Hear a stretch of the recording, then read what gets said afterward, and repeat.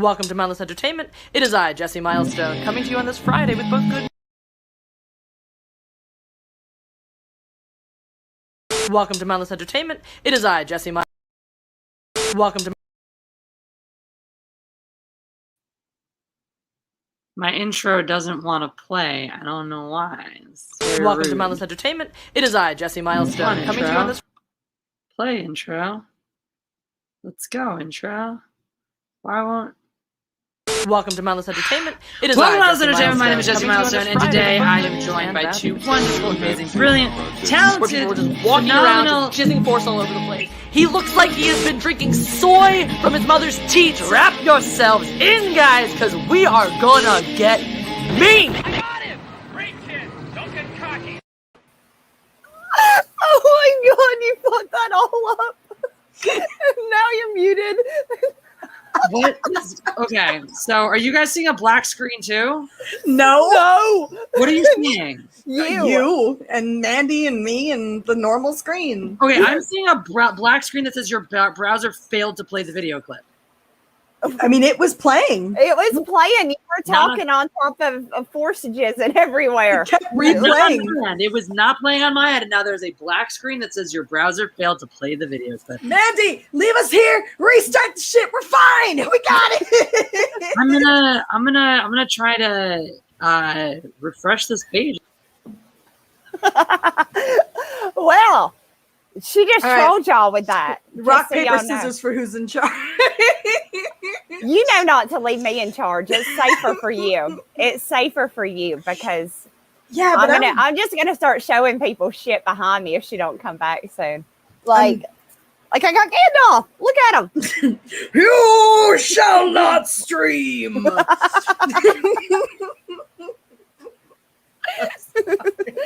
hi, Pat. How are you guys?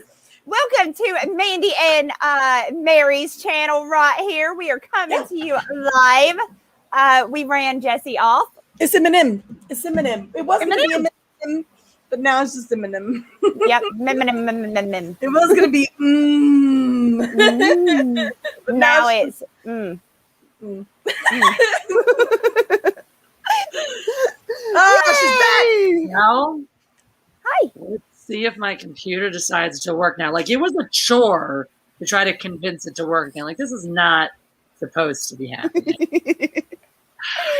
I liked it. I liked that our intro kind of got caught in with the force jizzing everywhere. So it was really like, I got these two amazing women force jizzing everywhere. It's everywhere. It makes sense. It's just, it works. Just, It fits. It totally fits. just press the like button so I feel better about everything. Please. Thank you, Runs Please. with Phantoms. He sends the first super chat of the day. He says, "Do it." So, did you guys introduce yourselves while my computer was dying? They know who we are. Gandalf introduced himself. Yeah. Like, tell everyone, how you're doing, or the things that we do at the beginning of live streams. I showed off Gandalf and we talked about None Shall Stream. Yeah. You shall not stream. I guess Indians. There's a pretty poorly animated little video of a high Frodo, drunk Frodo or something, and he's it's when he comes over to see Gandalf and starts giggling, but his eyes are animated to be all bloodshot and retarded, and then he jumps the carriage and falls. That sounds amazing. Okay, Jesse, I have to know because I have missed a few of your live streams, but I looked for hours. Did anybody find your old YouTube channel? Did anybody find it? Not recently, I don't think. Ooh, let me check. Actually, let me go check and see. I haven't checked any videos on there for a while, so. Because I looked and I looked and I looked, and then I was like, "Fuck her! I don't even give a shit no more." And I put 4 hours into it. I'm done. I'm not gonna lie. I didn't look for no damn 4 hours, but I did peter around for I don't know, maybe 45 minutes, an hour or so. You didn't find it. And then I was like, nah, fuck this. I was determined. I was using all of my girl intuition skills, like when you're trying to catch a boyfriend cheating type skills. And I was like, I'm going to find her. I'm about to find her old stuff. No, I couldn't find nothing. So the most recent people who have found it, 6 months ago, Dan Tastic found it. And he said, I have no idea why this popped up in my feed, but Thank you, YouTube, and thank you, Jesse. Oh, hell yeah. 10 months ago, Dakari Garman found it and said, Jesse just said on the Matriarchy live stream that she previously made a music video before her new one on Patreon, but I didn't know it would be this wow of a spectacle. Thank you for having this on your channel. So, yeah, that's those are the most recent ones on that video. They're already taking screenshots of Mandy. Wait, what? On Twitter. Oh no. Yeah, You fucked it up. I'm about it. Run with it. Take it and run. This is not. I am 2 for 2. I won't even tell you what happened last night before I went live. It was way amazing. Cody he was there. Thank you for the super chat, by the way. The Fast Man. Hey, Cody. Let's roll up though. Get some in order here. Blue-haired land whale says hello. Well, hello, blue-haired land whale. Welcome. It just looks like Cecil. It does. It does. It's Cecil-ish, except with the blue hair. I would bet my life and Gates McFadden's vagina that it's Russell Hall. Not your life. Don't bet your life.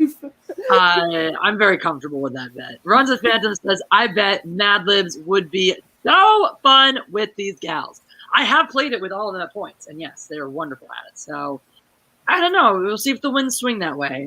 We don't have forever today, and we have a lot of great stuff to talk about. But if, we find ourselves twiddling our thumbs with some time to kill, who knows? Mad Libs can become a part of this adventure. I've already got my next noun ready. Your next what? My next noun is Batman's handlebar ears. Yes. Freeze-dried pussy is still written down on a piece of paper nearby here. Here it is. That was fun. Dude, last night's, okay, Cards with Phantoms, just saying, you're not wrong. I got to read you what we did last night. It was a letter of recommendation. Dear Director, I would like to recommend my drunk uncle Shit Pancake for the job of assistant freeze-dried pussy in your rancid camp. Wow. He has just graduated from the School of Thought and has a degree in piddling. He has experience teaching Cobra chickens how to play Most Extreme Elimination Challenge. He is ambitious and moist. During vacations, he used to work delivering for Canadians, our neighborhood Canadian store. He is a loyal and tight person and will make a phantasmagoric counselor because he will work like a liger and is as smart as a platypus. He is also as honest as the Save a Pussy Foundation is long. I promise you that this oozing vacuum will make a very growing counselor for your Emperor Palpatine. Oozing vacuum. That was a winner. Yeah. I liked it. I would like to recommend my drunk Uncle Shit Pancake. I'm like, what? Yes, I would like to recommend my drunk Uncle Shit Pancake for literally anything. Yeah, why wouldn't you? I feel like I could have a drunk Uncle Shit Pancake. He should be my uncle. He should be. He should be. Your Shit Pancake is now officially your drunk uncle. It is done. I feel like I have a few uncles I could call Shit Pancake, and they wouldn't flinch about it. They would just yeah. So it's been called worse. That's my favorite thing, when you're just kind of like whatever with something, and it's like you're not gonna just like shrug. And my ex-brother-in-law used to do that. You would say something that you would think they would like at least bat an eye at. Okay. Yeah, okay. He was whatever. Puerto Rican. That's just a thing I can say to you. Okay. This is fine. Okay. Okay, it is. Okay. The Bassman, thank you so much for the super chat. Ain't no party like a mindless mob party. Ain't that fun? You guys want to see what Cody did? What Cody did? What did Cody done do? Cody Dunn did this. I had it ready this time. Was the face you just made what he did? You ate your bottom lip. I saw it last night. Oh, Cody, that's amazing. Yeah, it's good. I you love you're gonna beat somebody's ass. You do. So that's, and I mean, these are obviously, you guys are two of these people in the background. Yay! You know, you were around for part of the inception of that. So this is going to find its way onto, a shirt. I will agree on one condition. I get to be the rhinestone cowgirl. Like a rhinestone cowboy. Exactly. I'll bring my bedazzler. Isn't there a song about saving your beer for the horses and your whiskey for your friends or something? Yeah, beer for my horse, or whiskey for my whiskey for my man, and beer for my horses. That's it. I hear that playing a lot. Horses but should definitely. I don't know. So when I had a horse, I once offered him Corona, and he was not impressed. And then I brought him a Guinness, and he was slightly more interested. But he wasn't a beer drinker. I have a horse story, but it's really sad, so I'm not going to tell it. That's reasonable. No, I'll tell it. I'll tell it. So when I was little, I had a miniature horse, right, like a pony, and I used to ride it. Well, when I went to school, it passed away. My father went and checked out my brother to come home, and they were going to bury it and handle it. My dad didn't measure it right after he had already got it into the grave dug and after he had already got it in. And my brother thought it would be a good idea to tell me that the way that it had to be handled after that, because I couldn't lift it back up. It was too heavy. So he took his chainsaw and off the legs and laid it beside him and then buried it. My brother told me about it when I got home. No! Yeah. Dude. Yeah, we do good with pets. What the fuck? No wonder she won't let me, eat nothing. I was gonna eat that possum. Yeah, you can't. Upset. No, you can't eat my babies, Mary. I've already told you about that. I am gonna eat those frogs. No, you're not gonna eat my frogs. You're gonna love them and let them move in with you. Okay. Okay. So, it looks like just about everybody watching has already pressed the like button. If you haven't, make sure you do that. Thank you so much. Reality check numero uno. Thank you so much for the amazing super chat. Thank you. The Matriarchy, the M-Mob edition. I'm a fan. We got Mary Mob. We got a Mandy Mob. We got a Violence Mob. All together with our colors combined, we are.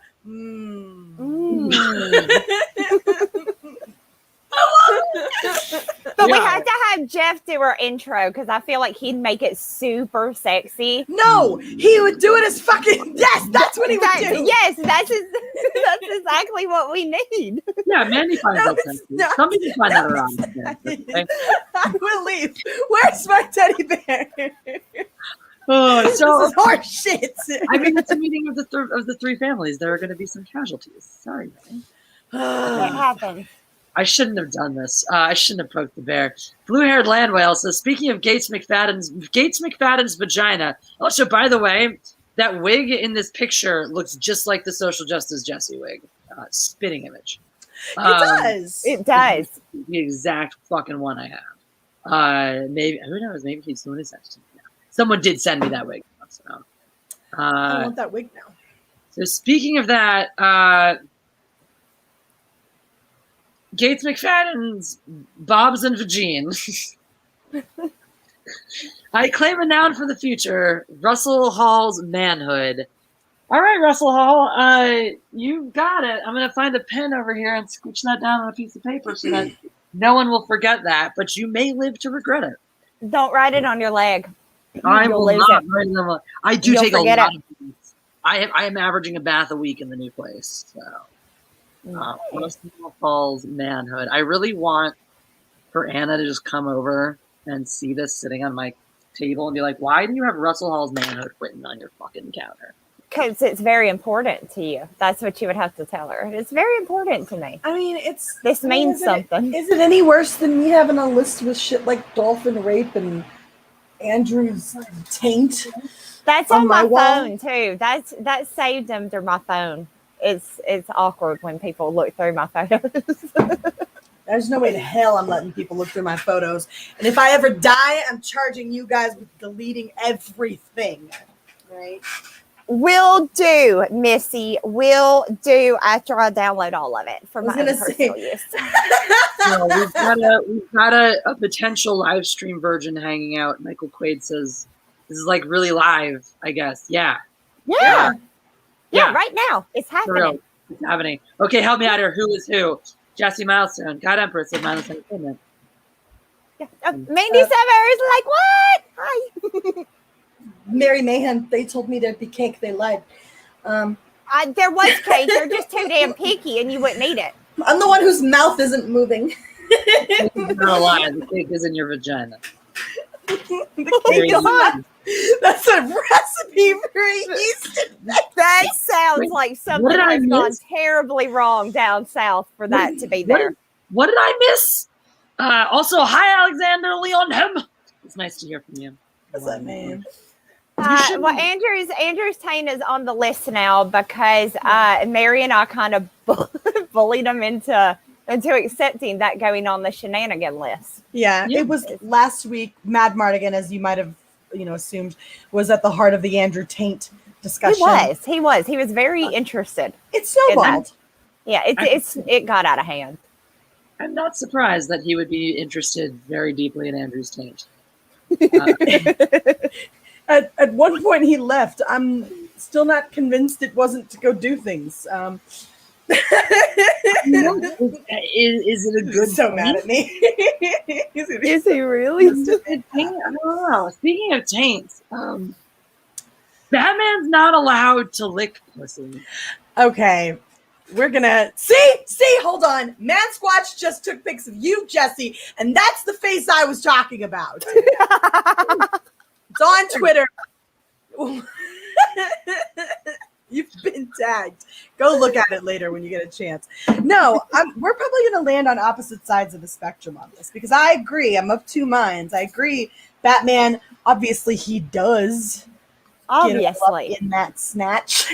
Obviously. The Batcave ain't the only cave he's explored, is all I'm saying. It's not. It's spelunking in Catwoman. Let's put in the context. The weeniest guy ever cast as Batman in real life plowed Catwoman on the Batmobile. So Batman gets pussy. Like, right? The weeniest guy. I need that. Y'all telling me y'all don't think he went down on Vicky Vale too? Come on, she wouldn't have even stayed around for a second if he did. Dude, that's a fucking pillow princess if I ever saw that. Right, exactly. There's no way that he didn't. Here's my thing. Bullshit. I'm actually comfortable with it not being depicted, right? Mainly because I think it's important to be consistent. When we come at this stuff, like I constantly make commentary about how I don't need everybody's sexuality paraded on screen in front of me, right? And so when this is coming from a bisexual woman who is perfectly comfortable with her own sexuality, right? Mm-hmm. But is also getting pretty sick and tired of everyone's sexual exploits being paraded on screen all of the time because it's getting fucking frustrating, right? Like, because it's not what storytelling is always about. And it's not been a staple in Batman storytelling. So it's not something that I need him to be doing, right? We know he probably does it.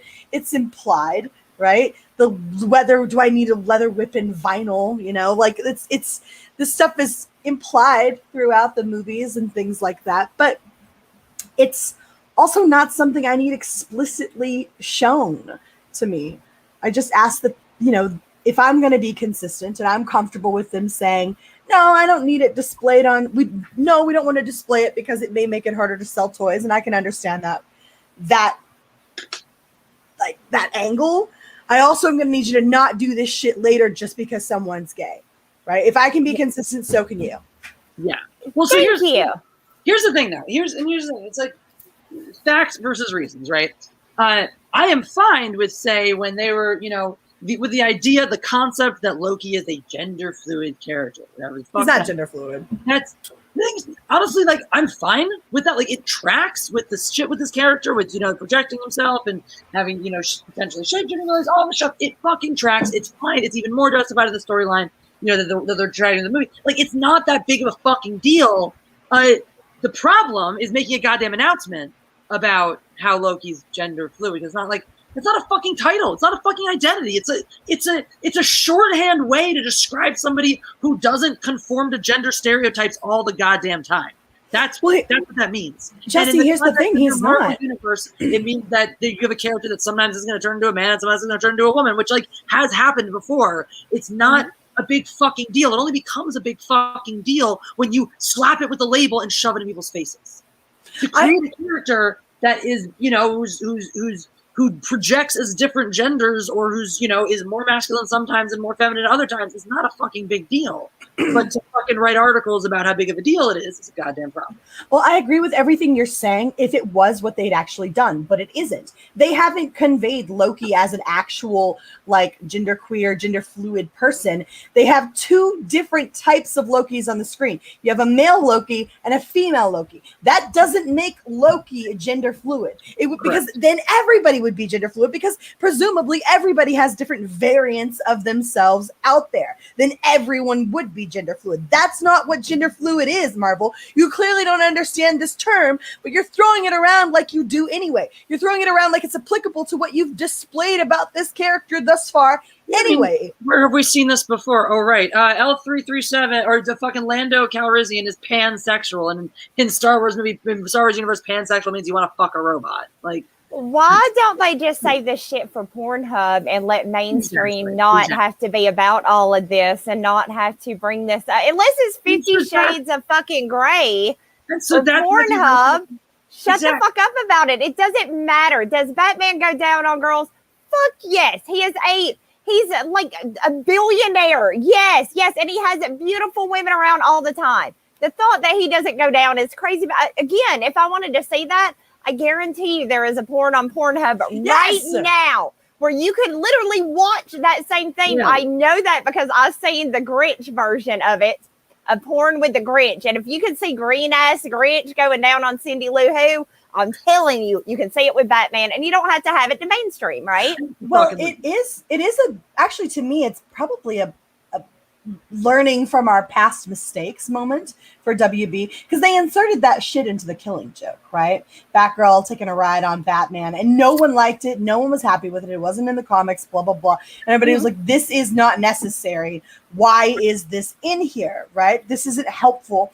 And so for me, that's like a learning. I get it. But do that shit with Harley Quinn, right? She's the batshit crazy one, right? You know she's a freak in bed, too. Oh, my God. You know she would be. You know all of the things that Harley Quinn would do to you. Yeah. Like, she would do things you hadn't thought about, and then she'd make it weirder a minute later. Like, right? So that's, I mean, exactly. So I'm with you guys on all of this. Now, with the Batman thing, it becomes that kind of two angles, though, again, where it's like, I don't need to see Batman I don't need to or want to. It's kind of also goes into the thing of like, you don't see people going to the bathroom, you know? If it's licking pussy ain't important to the story, it's extraneous to put it in there. However, to put down the pipeline to actually be halted from doing it for the reason that that's just not a thing that a hero like Batman would do, it's fucking stupid. That's stupid. So there's no point. There really is no point in adding it in there. It's it goes back to what's between your legs, what color is it, and who you're going to use it on. That is how they do stories. Now, every story has to somehow, and it doesn't matter if it's like 50 Shades or what, that is what every story has become is, I mean, how the fuck, if they add that in there, how am I going to watch that with my kids? How did that make that? That'll make it completely inappropriate. And added you're not supposed to. Mandy, this is the Harley Quinn cartoon, which is for adults, right? Is it for adults? Yes, really? It is. Absolutely. This is an adult cartoon. It is not meant for children. This is not. Yeah, they checked the not meant for children media box, right? Like, so that's that in that regard. But here's the thing, like back to what Mandy was saying, Jesse was saying, I know your fucking name. I haven't had that much yet. I swear. Back to what Jesse was saying about like that, you know, their reasoning for it is that Batman wouldn't do it. That's hogwash. You are too chicken shit to say the real reason. The real which is that everybody and their mother doesn't need to be out there fucking and boning, and everybody isn't interested in seeing that all the time, right? That we learned our lesson because fans said to us, why is this in here? This doesn't matter. This doesn't add anything to the story. So get that shit out of there. It's not helpful. It's not beneficial to the character in any way, shape, or form. They're too chicken shit to say that, because if they said it, they'd have to say it again later when they're doing a Batwoman show where she's just gay and having sex with a chick, even though it adds nothing to the story, right? Like, they would have to be consistent, and people would be able to point at that later. They're chicken shit. They're scared. There's no consistency. I do want to ask, though, before we put a pin on this topic, if you, I'm glad you kind of brought that direction. The question I wanted to ask was, if you had to see any of the Batmans on screen, the live action Batmans, eat pussy in a movie, oh shit, who would you want to see, one, and then two, in which of the created Batman universes would have made the most sense? Wait, can this include cartoons? I guess. I mean, okay. That's a tough one, because he has some very beautiful women in Gotham. Gotham does not have a shortage of hotties. So who, huh? I would have been down for a Val Kilmer going down in the Nicole Kidman scene. Wait, so is it going down on me or going down on Catwoman? If you'd like to pick the one you'd like to have go down on you. But I'm saying, if any of the movies, if you added in a pussy licking scene into one of the movies. Oh, okay. All right. Which would you want to see it in, and which do you think would make the most sense in? And then which Batman would you want to lick your pussy the most? Because I'm also going with Val Kilmer. Mr. Freeze with Poison Ivy. Oh my God. Terminator going down on Uma Thurman. No. He'd make terrible jokes. The puns would be amazing, though, right? Not any of them. Something smells fishy around here.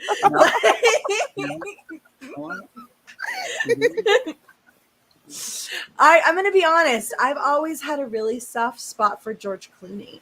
God, even now, he's still a good-looking guy, right? He's just always been a really, really good-looking guy.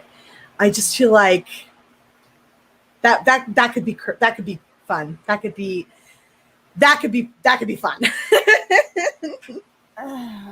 You know how he's like always on? Do you think he's like that when he's licking pussy? Do you think he's like performing when he's down there, like? I mean, I do. I feel like he one really could hope. He gives 110% in the role. Right? I believe. Fucking beyond, like he is the Nespresso billboard man. You know. Fuck. I mean, that really. I've seen that movie with him where he's walking around with his fuck pillow and he makes the dildo chair. Do y'all know what I'm talking about? Yes. Burn After Reading. That was the name of it. It was a weird movie. I fucking love Can we flip and swap though? What if I wanted George Clooney with Nicole Kidman? That would be pretty smoking on the screen. That would be pretty smoking. I can laugh.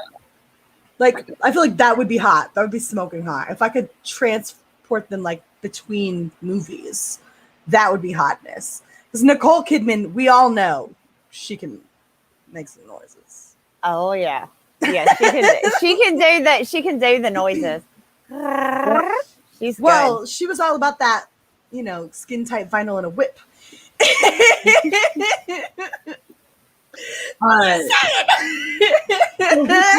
Which movie do you think a sex scene would have seemed the most least out of place? Like a pussy licking scene would seem the least out of place.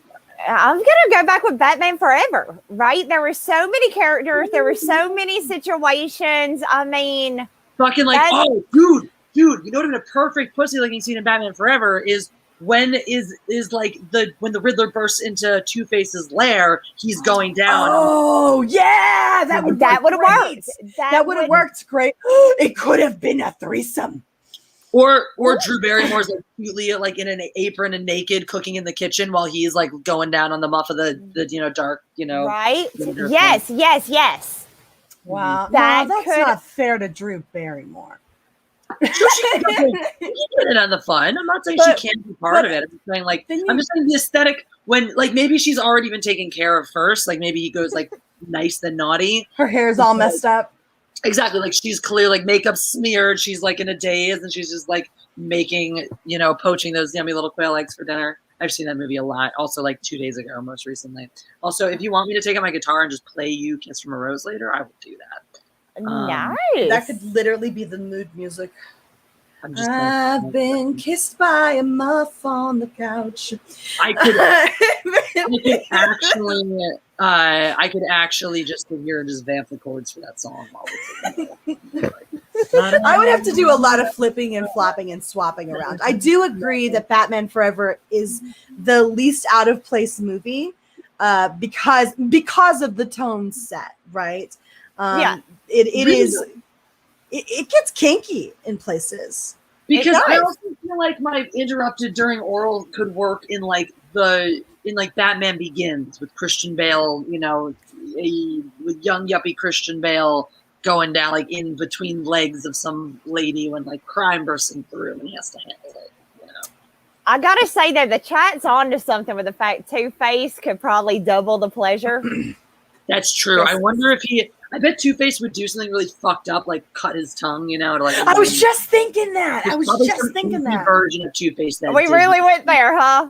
Nothing I've said this far is as bad as that, so I'm good. If you do that surgically correctly, you can actually have it so that you can independently move both sides. No, are you serious? Yeah, because I think you also have to be someone who's like naturally gifted with your tongue muscles and stuff. So it's like if you go far down enough and you split it evenly with the muscles, but you don't actually sever at the base, you'll be able to move both parts at least evenly. But if you have that kind of control, it's kind of like teaching your eyebrows to move independently.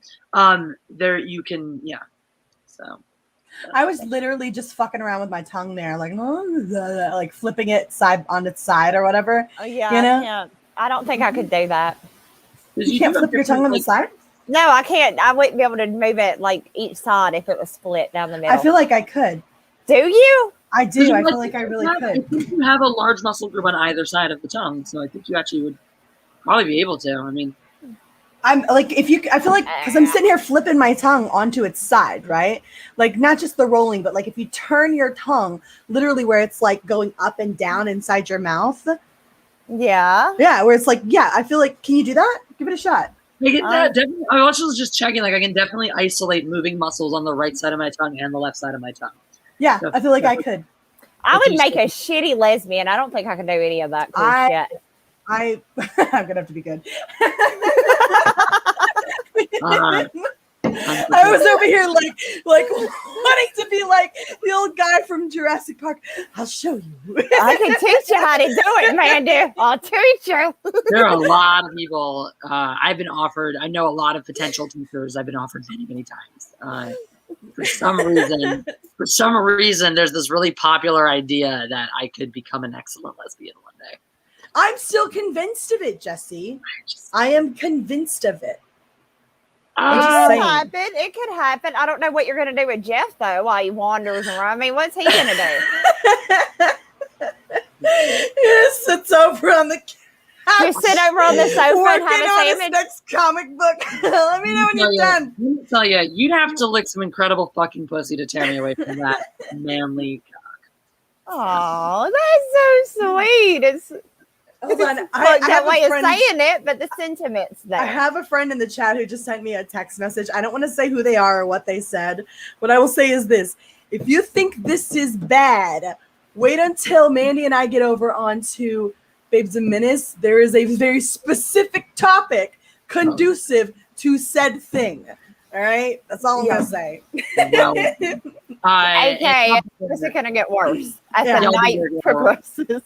I hope everyone is gearing up for a long night because you better all be going straight over to Babe and Menace when this show concludes. It's not till 9. So it'll be late. Straight over, but like you might have time to eat dinner, to get your sanity in check, to like strap yourselves in. Acquire more condoms. Strap yourself in sounds like you're never mind. It sounds like you're strapping. You know what I'm talking? You're strapping up. I mean, it is going to be like That's a strap on, man. Yeah. Thinking Yeah. strap on. Yeah.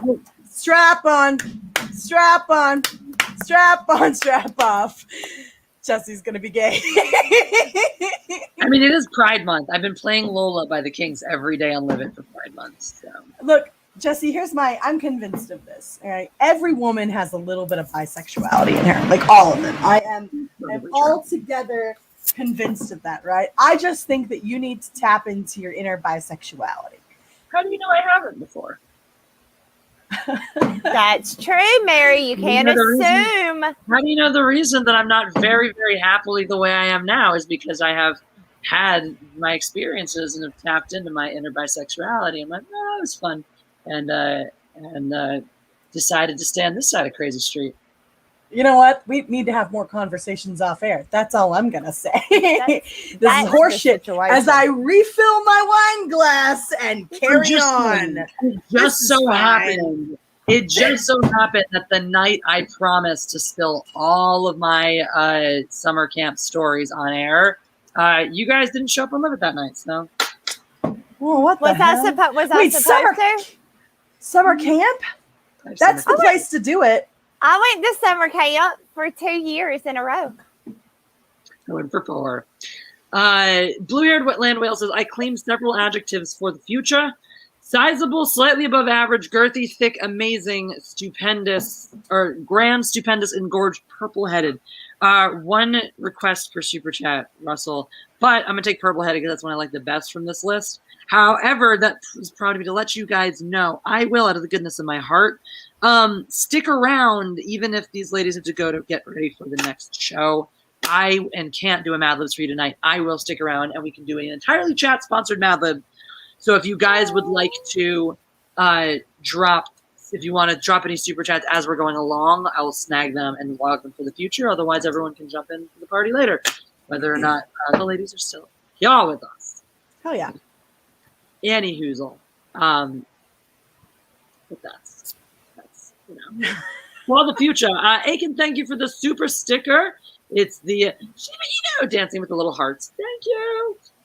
Blue-haired land whale says, didn't they nuke Pornhub?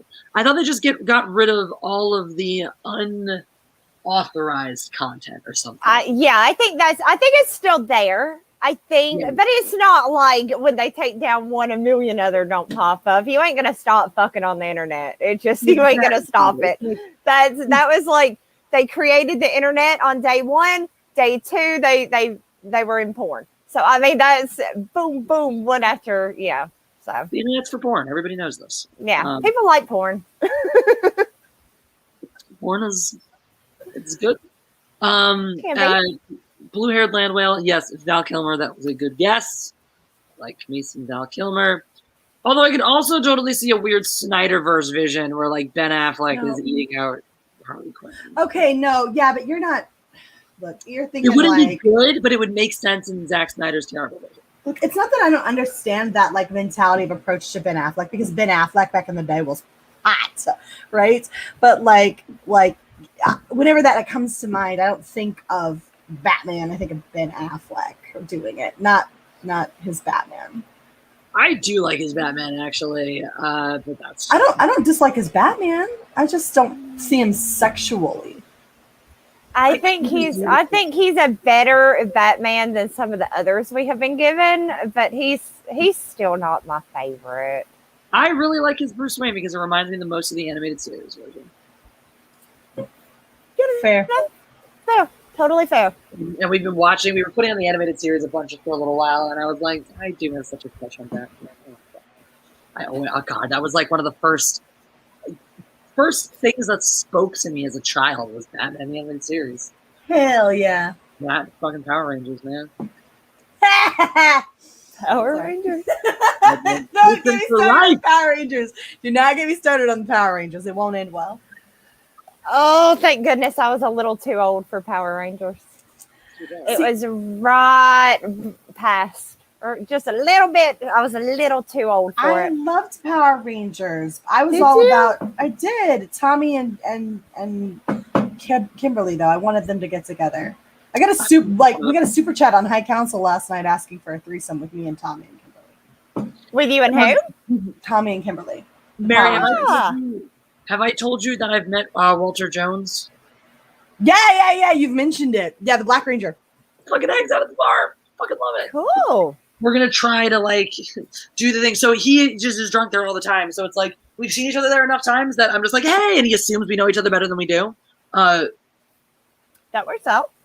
Yes, we have lots of conversations and follow each other on Instagram now. It's good fun.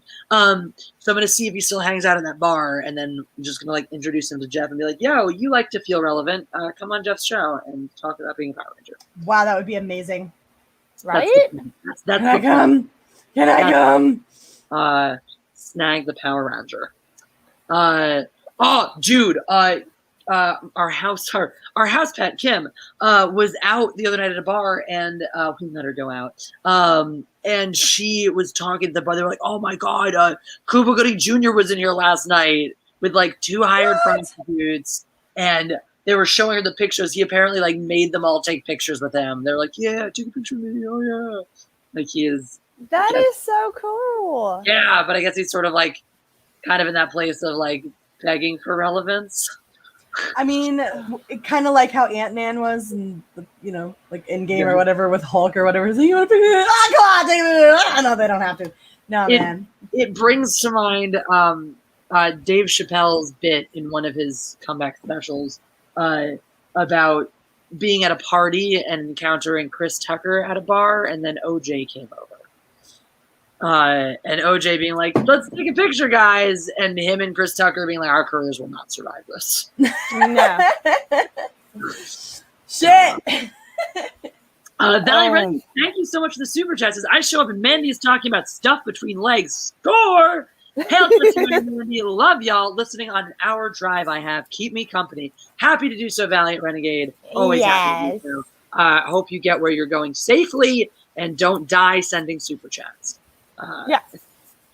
Charlie Spurt, thank you so much for the super chat. Just had a tooth removed. Ugh, so much more painful than I thought it would be, and more painful than my other extractions. Oh, I'm sorry, that sucks. Oh, sorry, love bug. Just make sure you don't suck in.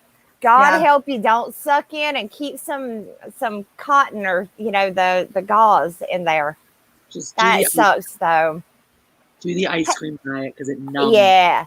Pain pills are your friends during this. Just take like half more than what you should and pass out, and then you'll wake up and you'll feel better. That's what I do. If it says take one every 4 to 6 hours, I take 1.5, and then I pass out somewhere because I don't want to be awake if I'm hurt. I'd rather sleep while my body heals and not be awake during it. So I'll do anything I can to knock myself out. That's why I used to like day drinking, because I could usually time it right so I could sleep through the worst of the hangover. Shit. Nice. I'm kind of a punch yourself in the face and keep going kind of girl. Yeah, no, that doesn't work for me. I'm too big. I'll make everybody around me miserable, and people would be begging for me just to go my happy ass to bed. So it's just, I'm doing everybody a favor, not just myself. Everybody appreciates it. So I realized that my body, since the beginning of my time getting hangovers, has not been getting regular hangovers. It's been getting alcohol withdrawal hangovers, because my body thinks it's an alcoholic even when it's not. Yeah. So yeah, I figured that out, and I was like, so now if I want to drink, it's like, all right, well, I'm going to make sure I take like hydration supplements beforehand and vitamins beforehand and be prepared afterwards with more vitamins, trash cans, and feeling like I'm going to die. Like, Jeff has asked me several times. He's like, are you okay? Do you need to go to the hospital? And I'm like, no, this is a regular hangover for me. This is regular. My body doesn't think it's an alcoholic. My body knows it's an alcoholic. I wish I'd given it a fucking reason. I'm like, I have railroaded my liver, but I have never given it a reason to believe that it needed to be dependent on alcohol to survive. Look, it is one thing to have like 2 to 5 nights a week that you can just railroad alcohol from like 5 p.m. to whoever knows when you stopped because you went to sleep. And that's great. Those are fun. It's wonderful. But like, I never was a person who drank ever. Like, you're not supposed to get alcohol withdrawal hangovers unless you're the type of alcoholic that needs to drink every day to be normal. Right. That's like you're not supposed to get those unless like you're literally waking up and grabbing the bottle, and that's like unless you're brushing your teeth with a bottle of yeah, Jack. right, To the point exactly. where you actually think that guys who look like Mick Jagger are the gold standard. You know. That's crazy. I don't get hangovers unless I drink champagne. Then I just get the worst headache. But like, then again, I don't drink very often. So you give me 2 shots and I'll be up on I'll climb up on the bar and start doing Spice Girls and shit. So it takes I'm a very cheap date. It takes very little to get me drunk. So I'm becoming one. I'm just like, I'm just, you know what? I'm gonna retire. I'm gonna just retire. Like, not quit. Quitting is for quitters.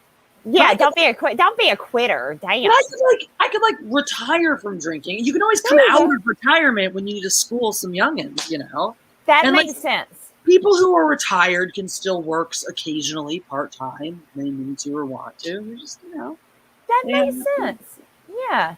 That seems the way to do it. Just go into like a retirement, but you need a retirement party and you got to drink at it, right? Because it's your retirement party, so you need to celebrate, right? So just start it off like do that. Or do not. There is no try. I guess I'm retiring. I guess I'll plan my retirement party sometime this summer. And you guys in the chat know I've never had good champagne. It's always been that cheap shit that they serve at weddings. Dude. So it's always been that cheap wedding champagne. I've only had it happen twice, but I assume that is why the next day I had the worst headache ever was from that. I have gotten drunk though, got up on a bar, took my top off and fallen into a cactus. And that really hurt. I was picking little cacti things out of my boobs like for 2 days. That shit was painful. Jesus, woman. I like to party. Yeah. I was trying to remember. I was spending a moment there trying to remember how we got from tooth extractions to falling into cactuses. And then I remember we're passing out, so we don't have to deal with the pain, right? Exactly. So, and then I was like, oh, the connection is right there in front of me. It's like right before my eyes. It's perfect. Exactly. And like a story about passing out and falling into a cat. That's where it came from. There we go. Where were we in the super I'm about to kill this bottle. That's where we're at. Oh my god. I'm growing wings. You already have wings, my angel dear. Oh, so sweet. I feel like I'd be like Sephiroth though. I'd only have one. I'm buttering Mandy up so she'll go streaking with me. Yeah, I'm doing that anyways. You ain't got to butter me up for that. That's happening. So I blue-haired land whale. I know that like Anna gets all, you know, narrow-eyed and all, thanks Russell, and like snippy with you and stuff because she doesn't find your sense of humor entertaining. But I don't know, blue-haired land whale's choice for a Batman pussy-looking pair-up is Danny DeVito and Adam West, hot and heavy. Okay. No. Hold on. I'm going to bring some damn sanity back to this first. The penguin would be the one going down, though, because he's the one that eats the raw fish, right? So it would be. He's going to swiggle his nose up in that butthole. Like he's Adam West today or Adam West during. No, you need old senile Adam West. And Adam West. Today.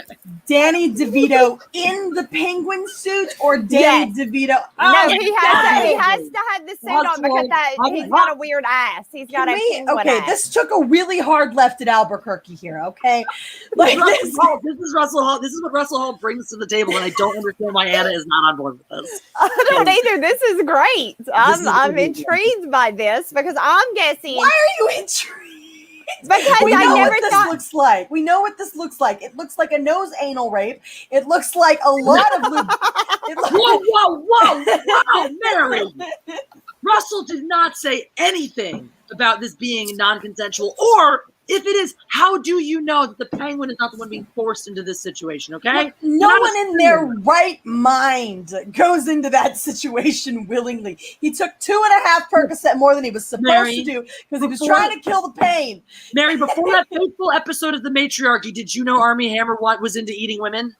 No, I didn't. But People are into weird shit, okay? Not everyone's in their right look, mind. Look, Okay? okay, that's fine. But Also, like, Dan, have you seen Danny DeVito? Like, he's the last person you would expect to be in his right mind. he's also, he also looks like a bowling pin in the movie. Oh So my God, the guys in the chat are saying he's got to be dressed as the toll troll. You got to pay the toll troll to get into that boy's hole. Oh my God, wait, where is it? I had the barista yesterday laughed her ass off at my t-shirt. Jeff got us both t-shirts that say Blink 182, and it's Charlie, Dennis, and Mac. Oh, that is awesome. So Do fucking good. y'all say Charlie work at your house? You tell Jeff that he's got to go do some Charlie work, because I use that around here with my husband. Like, I got some Charlie work for you. We haven't actually integrated that, but I think we probably will, though. You should. It lets Jeff know that you're really about to make him go do some bullshit. You'll love this one though. So we got a daybed for our porch because we're bougie like that now. And we're lying out. You classy bitch! You got a daybed on your porch. I'll fucking show it to you if you want. We're gonna go on a trip to my daybed in a minute. And so we're out there, Jeff and I, this first night, lying on it, and I go, daybed. And then we do the dayman, nightman. Yeah. Fighter of the nightman. Wait, is that the thing from? Okay, so you're gonna have to forgive me here on the music, but are we talking about the song from like Thor Ragnarok? Is that what we're doing? But not technically. No. It's kind of. It's Always Sunny from in Philadelphia. Yeah. Okay, I don't know that show. No, you have to watch that show. Okay, you have to. This is just a show about the worst fucking humans ever being horrible in the worst ways, and also Philly, which is my favorite part about it. I'm like, yes, this is like, I know people who are just like this, and that is it. I have a fucking friend who's like, this guy was cool. He only peed the bed a few times. Like, wait, what do you mean? Oh yeah, we kept tally of points where it's like, if you peed the bed, and then it was like, you got points though if you peed the bed with a girl in it. And like extra points if you still finish, like if you still fucked her later. Or Everyone pees their pants, Jesse. You're not cool unless you pee your pants. Apparently that was a thing. Wellesley never peed the bed though, so that's why he's my hero. I feel like Mandy got that reference at least. I wish Adam Sandler. God damn it! I wish I did from that. You're not cool unless you pee your pants. Yeah. Oh God. Now I got that you. reminds me. I used to watch this show. It was like one of those stupid reality shows that I watched. And this guy, his name is Daddy, and everybody called him Daddy. Daddy? Yeah, he makes everybody call him Daddy, right? His real name's Ron, but everybody like, what up, Daddy? But he pissed himself. He got really drunk and pissed himself. But he was so charismatic, he convinced all his friends to piss theirself too, so he wouldn't be the only one. Wow. And so all four of these guys serious clout. Right? All four of these guys walked around with piss in their pants all night because Daddy didn't want to be alone. That was a great freaking show. Party down south. Like, what? It was great. It was a good show. Angry Vader thinks Dennis is the best, and It's Always Sunny. Sorry, Mary, we'll get off the topic in a minute. Man, who's your favorite? I think I like Charlie the best because he's absolutely fucking crazy, but Dennis is such an asshole. Oh God, he's such an asshole. I love Mac so much. He's like, Mac is just like every sad puppy of a human in one. He really is. Like, he thinks he's gay and then he's not gay and then he's fat and then he's not fat. His character has gone through so many different things. Charlie might be my favorite. My favorite is just like the way he writes notes to himself. Yes. Oh my God. Like in the kid. Why does Charlie hate Dennis? Because Dennis is a bastard man. Oh, I do like the girl that's got the dead tooth though, that he ends up marrying, Maureen, and he can't get rid of her, and she's like starts hitting herself, and they're like, oh, what was it? She's fearing her. She's fearing us, dude, where she's hitting herself in the chest like the dude from Fear. It was funny. That's a great time. Mary, you gotta watch Always Sunny in Philadelphia. You have to see at least because like all right, an example of an episode, they want to get on welfare, right? But they don't know how, but they know that they need to get on crack. So then they become crack addicts so they can get on welfare. And then they're all cracked out trying to get it. It's fucking great. It's a great show. What the fuck? It's amazing. Then, Rickett is one of my favorite. Rickety Cricket is one of my. Oh, Rickety. Yeah, she fucked him up. She made him go crazy. He used to be a preacher, right? He starts out as a preacher and so to prove that she has still got it, just so fucking Sweet D can demonstrate to her fucking self, her own sad self-esteem, that she is still desirable. She lures this man from the priesthood where he is very happy because he once had a huge crush on her in high school and she didn't care about him. They all teased him and called him Rickety Cricket. And so she fucking lures him from the cloth and like convinces him to leave the church for her. And he fucking does. And then she's like, wait, I didn't think you'd actually do it. I don't want you anymore. Yeah. And it just gets progressively worse every fucking time you see him. And like every time they leave him for dead, but he just somehow isn't dead. Yeah. They absolutely fucked up his entire life in one fell swoop. And they keep doing it. Every season you'll see a Rickety Cricket show up and he's more and more fucked up. He's missing more teeth. Dude, and the thing is, and every time they go grab him for something, he's like, no, I don't want to do it. But then he's like addicted to crack or something, and they're like, we'll buy you drugs. And he's like, fuck, I'm addicted now. I guess I have to. Amazing. Great show. Great freaking show, Mary. I believe you. It's just about horrible people being actually horrible. So fun. I should probably read some super chats because probably you have a very generous, amazing audience over here. You and Russell Hall's now talking to himself too, so I got to intervene at some point. Gates McFadden's Bob's and Vagine, TSWG's fantasy says, "I'm back. Disappeared for a minute. Had to fetch some peanut butter from up Troy's Zoid hole." I'm so glad. And perfect timing. Debbie Moore right behind that. Hello from below. Just popping my head out and seeing what's going on in the world. I heard something about lesbians and whatever it is. I'm in. Well, if you're in, you might have to get out of somewhere else first to get into. It takes more than one lesbian to do what I want to do. And Debbie Moore's tapeworm also, thank you again for the super chat, says, Mandy, please say y'all want some pancakes. Thanks. Y'all want some pancakes? Thank you. Pancakes. I'm sorry, pancakes. It's maple flavored glue, woman. That's all it is. You eat that shit. No, you just don't know how to make them right. So look. If you don't like syrup, for pancakes. If you don't like syrup, right? Take butter, cover. Put it on the pancake, right? Then put sugar. Put sugar all over it and roll it up like it's a little joint. And then it's like a little, and it's a sugar-filled pancake, and it's amazing. I've tried multiple ways. I've tried rolling them up like crepes with like fruit inside. You like the consistency of cake? It's not the consistency of cake. It gets gluey. It gets so gluey. Anytime you ain't had a good pancake. No, there ain't no pancake I've ever had gluey at all. Ladies, I've spent over 35 years on this earth. All right, I think I know by now. That's why I feel so fucking bad for you. You've spent this time on Earth and you ain't had a good damn pancake yet. My age does not make one wise, nor guarantee that you've had a good goddamn pancake. Exactly. You ain't had a good one. No, I'm not doing it. Waffle House is not the gold standard for pancakes, Mary. I don't get. No. Okay. All right. You know what? Hold on. I'm gonna make something very clear. All right. Every year, my mother makes pancakes for Christmas morning. Okay, so don't tell her because it'll break her heart. All right, she'll get upset. I eat them. All right, I eat them every year on Christmas morning. My mom wakes up early and she makes the most beautiful display of Christmas pancakes for the family. And I push them down the gullet to make the woman happy. All right, and she works so hard on them, and she makes a very valiant effort. There's whipped cream and powdered sugar and sliced bananas and strawberries and all the things that you can imagine that would make a beautiful, beautiful stack of pancakes. And everyone else in the family loves them. I've never met another person who doesn't love my mother's pancakes. All right.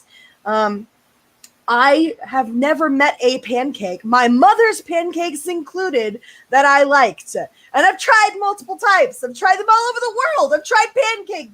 I've tried Hawaiian pancakes. I've tried Japanese pancakes. I've tried pancakes in Texas and pancakes in Florida. I've tried pancakes in North Carolina and pancakes in Ohio. Why would you try so many fucking pancakes? Because you don't like pancakes. you. Because of people like you saying, no, you haven't had the right pancakes.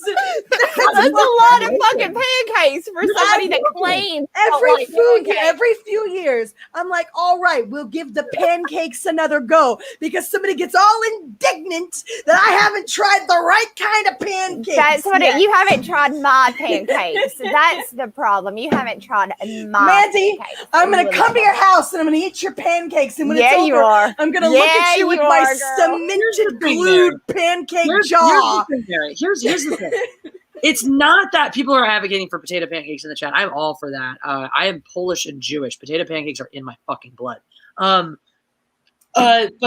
yeah, if you put potato pancakes, you're done to me. Here's my thing. It's not that I don't believe you. It's not that I don't trust that you don't have some weird fucked up thing that's wrong with you that makes you not like pancakes. I believe that. I'm sorry. I'm very sorry that you lived that life.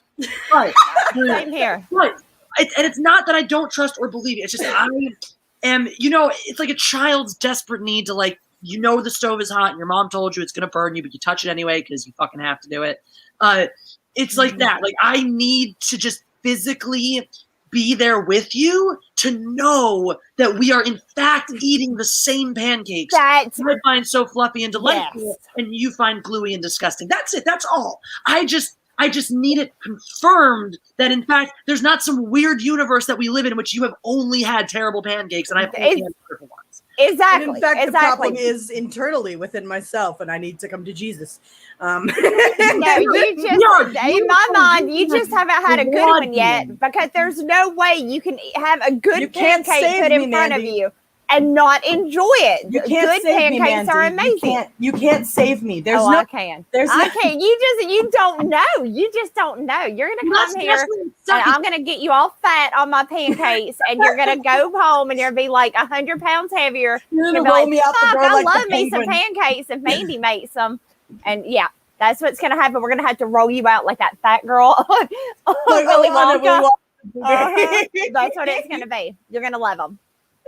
Oh shit. It's not gonna happen. I love you, Mandy.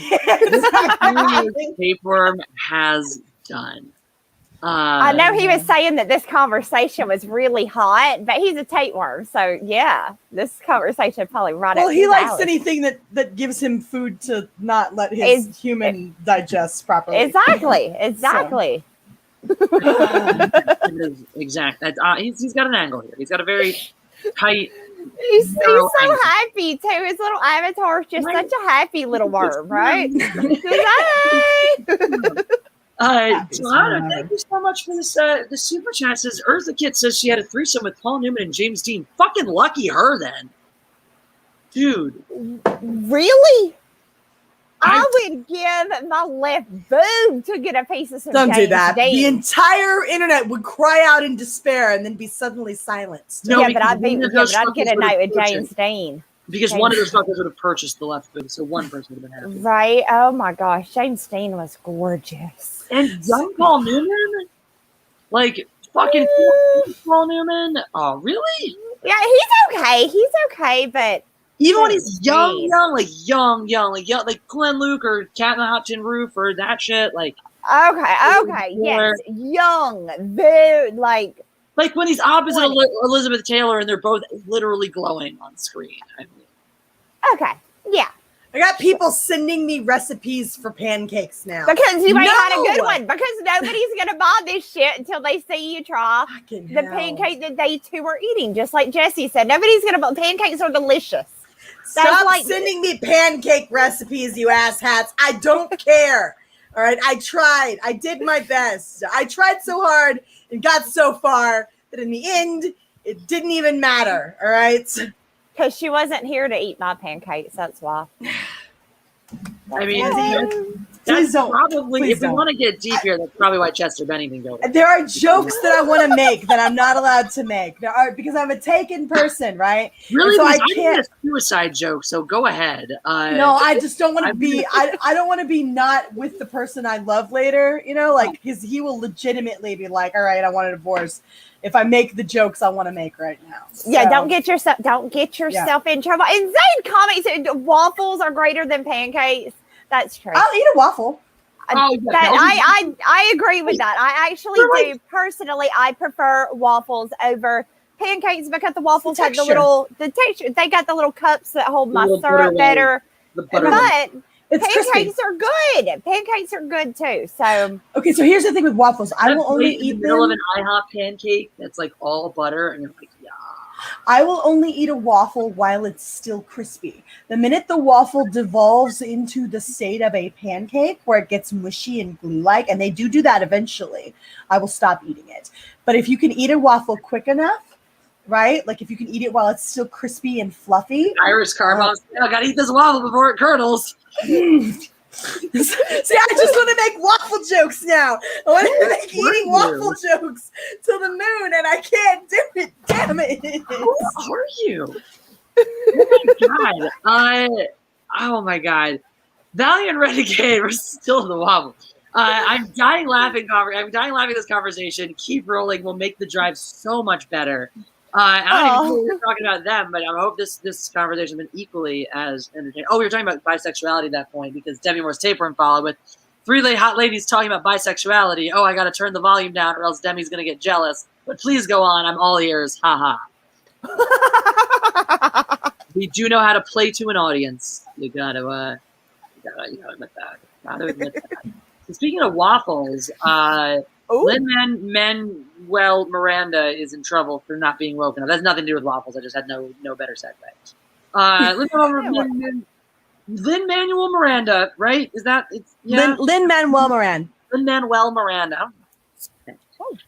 Lin-Manuel Miranda. Lin-Manuel Miranda, yeah. Is in trouble for not being woke enough in his super woke movie. Yup.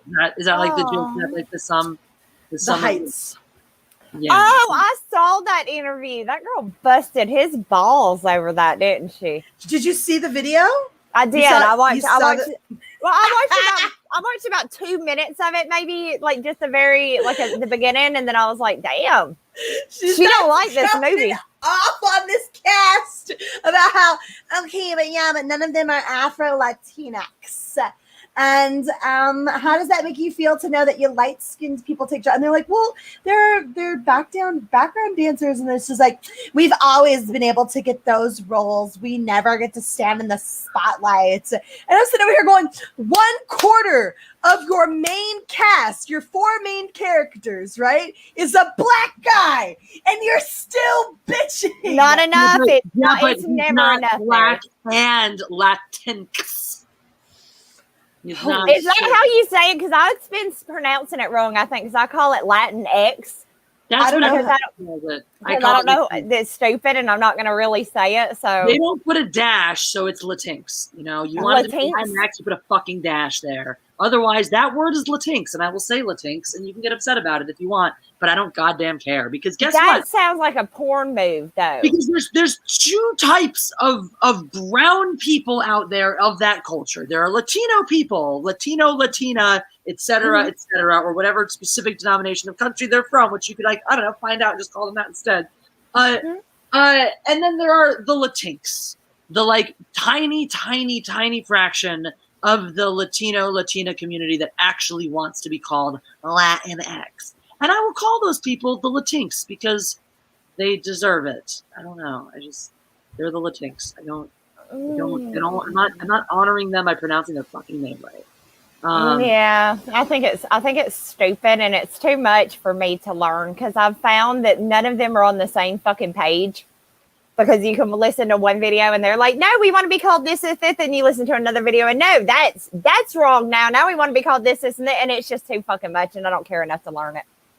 And so here's the problem, because you're always going to have woke asshole journalists calling dumb shit out, you know. Sure. It's always going to happen. The response is critical. How these creators respond to these types of attacks is critical. Now, my personal favorite. You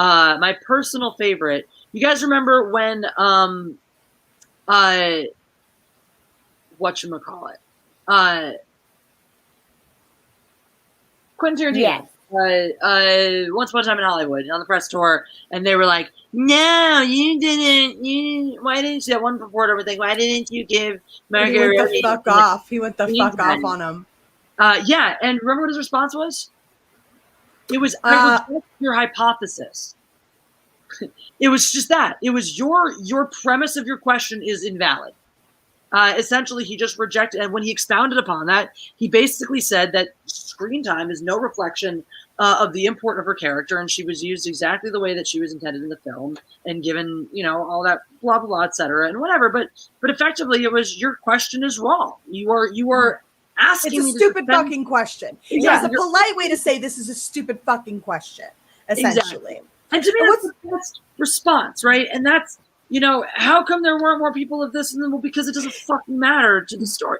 They can't do that, though. They can't do that, Jesse, because the entire point of this whole movie in the first place is that, oh, look how diverse and woke we are. This place that we're coming from is so incredibly woke and diverse. Yeah. Where'd she go? Yeah. What happened? I don't know. She was on a rant. Then she said, fuck it. The woke police.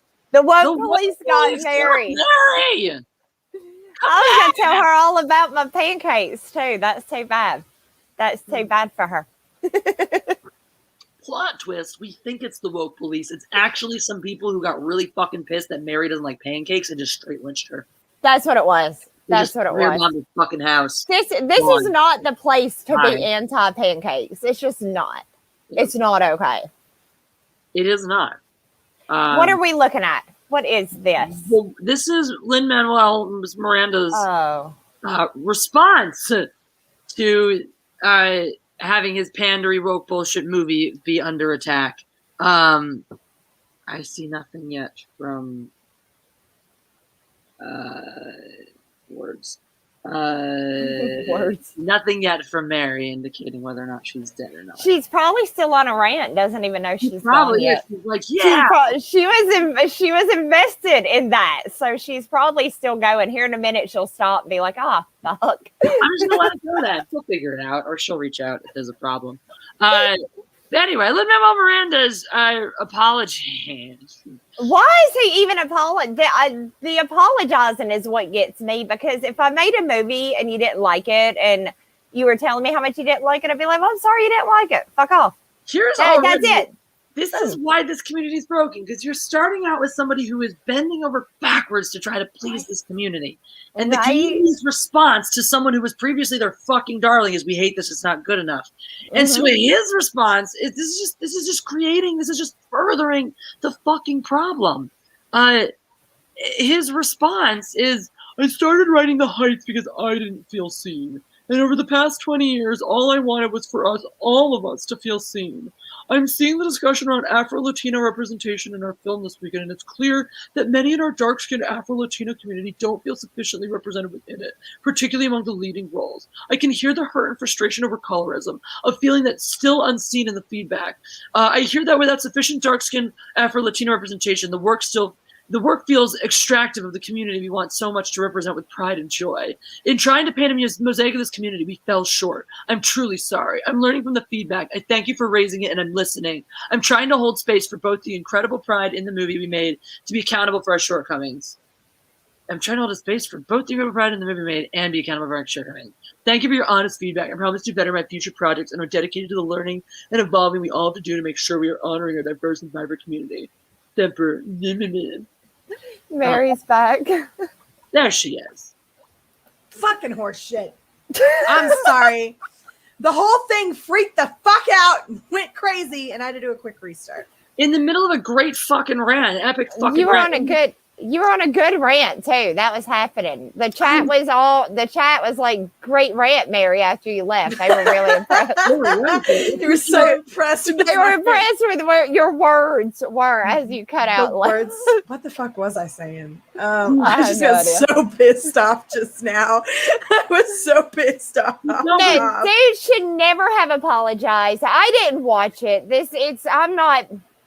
I'm not big on musicals to begin with. It takes a lot to get me to sit down to watch a musical anyways. So I didn't watch it. I don't know what the hell it's about. But no, apologizing is never what you do. I always say have fucking conviction behind your work. You know what I mean? Don't go back and be like, no. Be like, no, this is how I did it. This was my motherfucking movie. If you don't like it, you go make your own. Exactly. Fuck you. That's what I would have said, which is why nobody would ever hire me over there, because I'd tell them straight to fuck off. Because no, make your own then. This is my interpretation of what I wanted to do. If you don't like it, fuck you. My movie. Well, there we go. Now I caught the brainwave. So, like, okay, look, you should have known. Look, and I'm not saying I actually loved Hamilton. I thought it was a great. It's not fucking history, right? This is their own interpretation. It's like anything else, right? That you go to see. It's their own interpretation. I loved Hamilton. I thought it was great. So on and so forth. I was listening to the soundtrack once, and I couldn't stand it. Really, I loved it. I will disseminate my feelings on it after you discuss your point.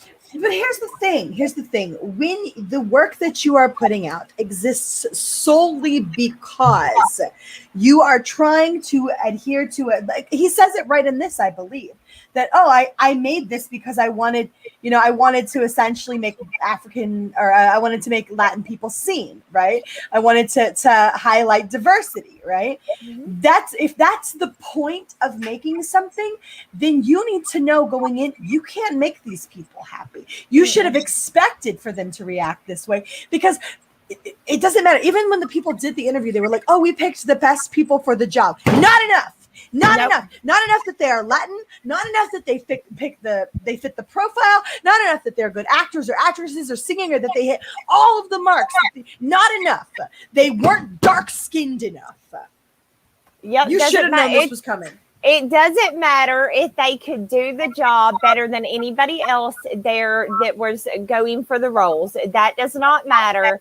They don't even have to do a rehearsal anymore. Just walk in, let them do a tone test of your skin, and then you're hired or not. Yeah, the only thing that matters is the color of your skin. That doesn't sound as well. Yeah, no, that sounds like an amazing premise to do any kind of artistic work, is to not give a fuck about the idea that you're trying to put behind it, not give a fuck about the plot, the story, the backdrop. No, make sure that skin tone's what it's supposed to be, or you're in trouble. Fuck these people. I can't. I can't with this shit. Good God. I'm with you. And this are we at a point now where you can just expect that, if I'm not seen in this movie, I have the right to tear it down and call it garbage? Yes, that's what it is. That's where we are at. It doesn't. It has to be like the fucking Rainbow Kids. They can't make a movie, even if it, for God's sakes, they did a movie on Anne Boleyn and turned her into a black woman. That is oh God. So yeah, it doesn't. That is just the woke crowd standing up and going, "We are fucking entitled. We threw a temper tantrum when y'all tried to make Cleopatra Middle Eastern, even though she in real life was fucking Greek. You didn't fucking make her African, even though she wasn't fucking African. So yeah, we have a problem with a white-looking Middle Easterner playing her. We're gonna fucking have a temper tantrum with that and not let that shit happen. But we are going because history gotta be faithful to history. But it's totally cool after all the fucking tantrums of the excuse of it's just acting isn't good enough. We could just call it acting. No, it's not good enough. Now, when a black woman wants to play Anne Boleyn, it's acting, and everyone can relate to the experience, so she should get to do it. Right. How exactly doesn't work? No, and there's no winning. There's no even following it because they're so hypocritical. that the rules change every fucking day. The rule changes to something else. And even if you were crazy enough to be willing to try to, I just want to make people happy. I'll call the right pronouns. I'll do this. I'll do that. It changes every fucking day. There's no way to keep up with all this shit because they will never be happy ever. You can give them exactly what they want on a silver platter, and they're going to slap it out of your fucking hand and tell you it's wrong. So fuck them. They're just jerk offs. Fuck them. That's what I'll say. It's insane how they don't realize how idiotic they sound. I know. Where are their parents to slap them upside the back of the fucking head and give them a rooster and be like, you're fucking stupid. Go back to your room. Go to your room. You're stupid. Jesus. Somebody should have done that. Mm-hmm. Damn straight. Oh, no, there's not enough tapeworm representation. Thanks, W. Wars Table. Well, but that's where it ends, right? That's where this ends. Look, but this is where we're headed. We're headed down a path. And look, I'm sorry, people may call this a slippery slope argument and all of that jazz, but we are headed down a path where it's not only is it not going to be enough to not have the representation of very specific skin tones, right? Never mind that this was meant to be a Latinx like movie, right? And so I'm sorry, but a lot of them are, Latinx colored, whatever that means. They're not necessarily dark skinned, right? You're going to hit that point where it's going to be like, well, where is the Twitch deer representation, right? Where is the guy who bones the Ferris wheels representation? Where is all of that? I've seen a guy that bones VW bugs. He rubs down his VW bug and then he sticks his wiener in the tailpipe. It's very bizarre. I don't know him. I saw a documentary. I have a bigger one. Now, that is a huge problem, Mary. Actually, there's a relevant topic. I wouldn't mind touching on with that. But the bigger problem I have is at what point does it become you're just being racist? Like, you're just embracing stereotypes that are actually racist. I mean, like, when you start doing that, when you're like, oh, well, it's not good enough because they're not dark enough. You need darker people. Okay. I live in Los Angeles. Like, every other person is Mexican. There are a lot of light-skinned Mexican guys out here who have taken a lot of shit all of their lives for not being dark enough. There are tons of tensions in the Black community over light-skinned versus dark-skinned, and which one, what's considered more beautiful and more privileged, and the hate that then the light-skinned women have gotten for being considered more beautiful and more privileged and all that shit.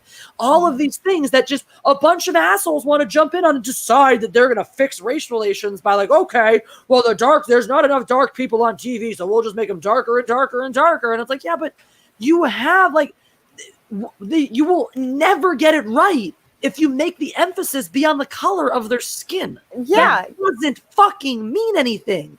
You can be born an albino and your skin is white. You can tan and your skin will be brown. Like, the color of your fucking skin means literally fucking nothing. Yep. So why is all of the focus on only that? Well, the crazy thing is that they gave the right answer. We selected the appropriate, like word for word, this is the right answer, right?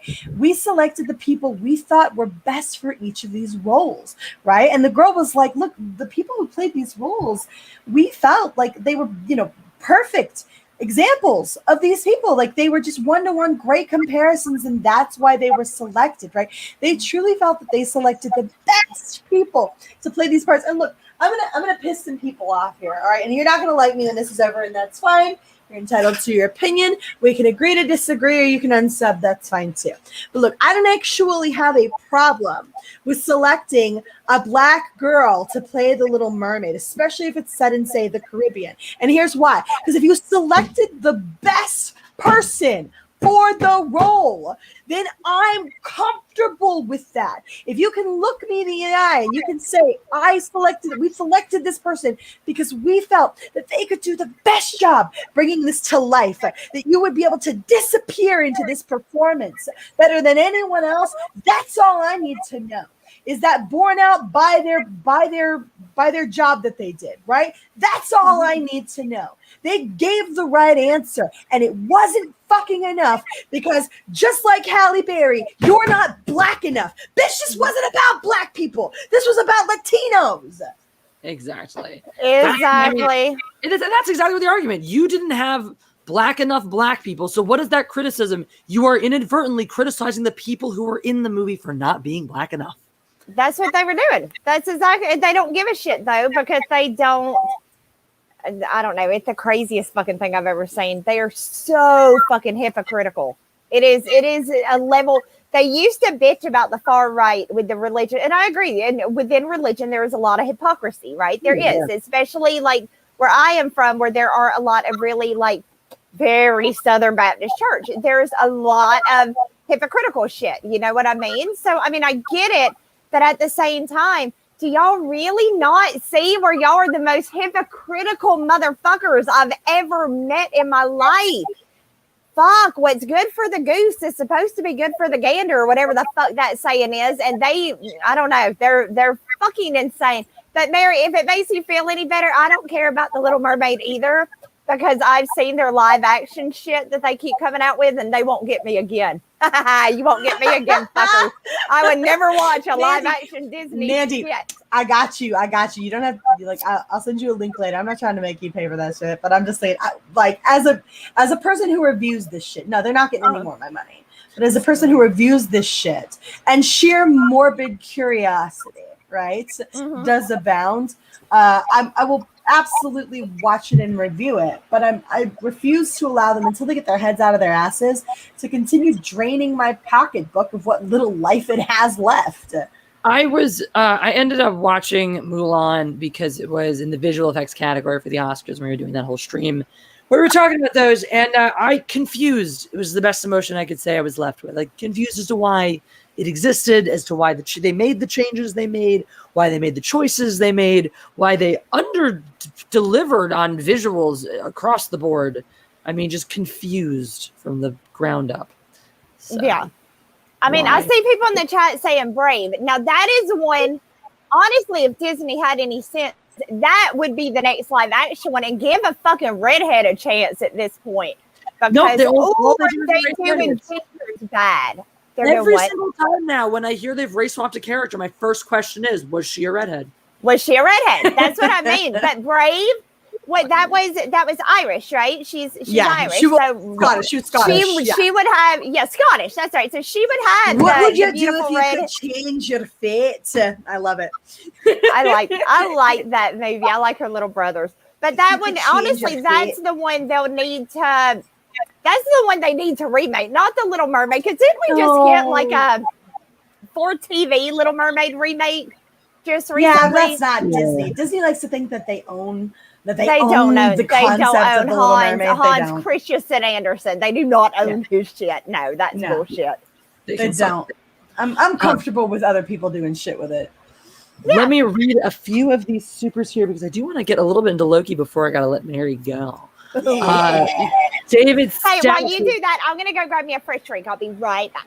Perfect. David Stout says, thank you, gal. You are my queen. Love ya. We love you too, David Stout. Thank you for the super chat. Thank you for the super chat. Blue-haired land whale. At least let me have slightly above average. It has been added to the list. Russell, blue-haired land whale has been added to this list for later Mad Libs. Reality check numero uno. Thank you so much for the super chat. Was it too much to ask for something regarding Street Fighter 6 for this year's E3? Hashtag hail the matriarchy. Didn't follow E3 so much, but I've heard just rampant disappointment from those who did. I don't know if either of you guys checked in on the E3 sphere at all. No clue. The gaming side of things. Yeah,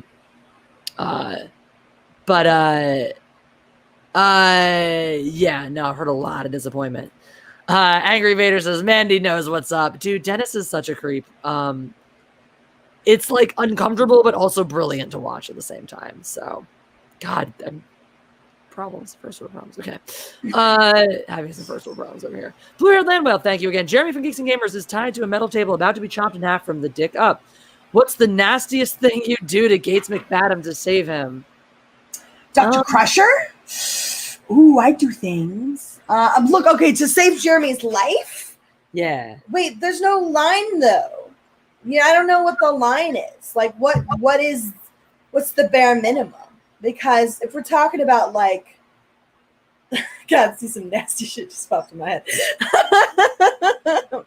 Russell, you found your darling. So Russell Hall has been trying to think for a billion years, what, like how to get Anna to say that she would go down on Gates McFadden to save Cecil's life or something. Like apparently that was where it all started with would you go down on Gates McFadden to save Cecil's life, and she said no.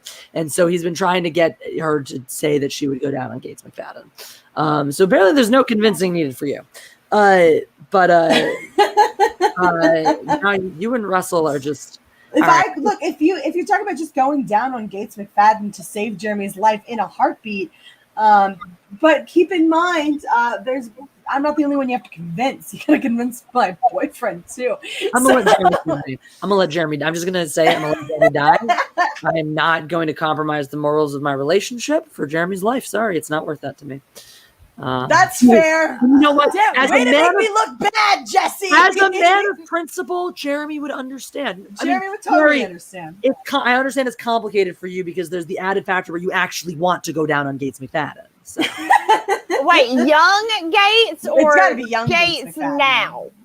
That's going to be up to Russell there. If we're talking about Gates now, yeah, no, Jeremy got back. Yeah, she's a little up there, right? She's in her 70s. She's old. She's pretty old, yeah. She's not like, yeah, she's. I mean, not that she's still glamorous. Like last time I looked, she had like that white hair thing going on. It was gorgeous. She looked glamorous as fuck. What is? Oh yeah, there's no doubt for her age, she's still beautiful. But at the same time, you know, I don't know that women are really like a fine wine. You know what I mean? I don't know that they get better with age. Guys do. Guys always look more attractive to me. The older they get, the more attractive they are. She's right? Still gorgeous, man. She's very pretty. She's pretty. But I mean, somebody ought to be. Somebody should be willing to do that. I mean, yeah, we're talking about years away. Did you just say it's saggy? Oh my god. She's probably a little saggy by now. You know that. I mean, like, how much does it take to pry it open? You know, that's kind of where my mind's at. Debbie Morse Tapeworm, thank you so much. Mary, your dad's check bounced. Just an FYI, he can send cash to the Church of the Worm.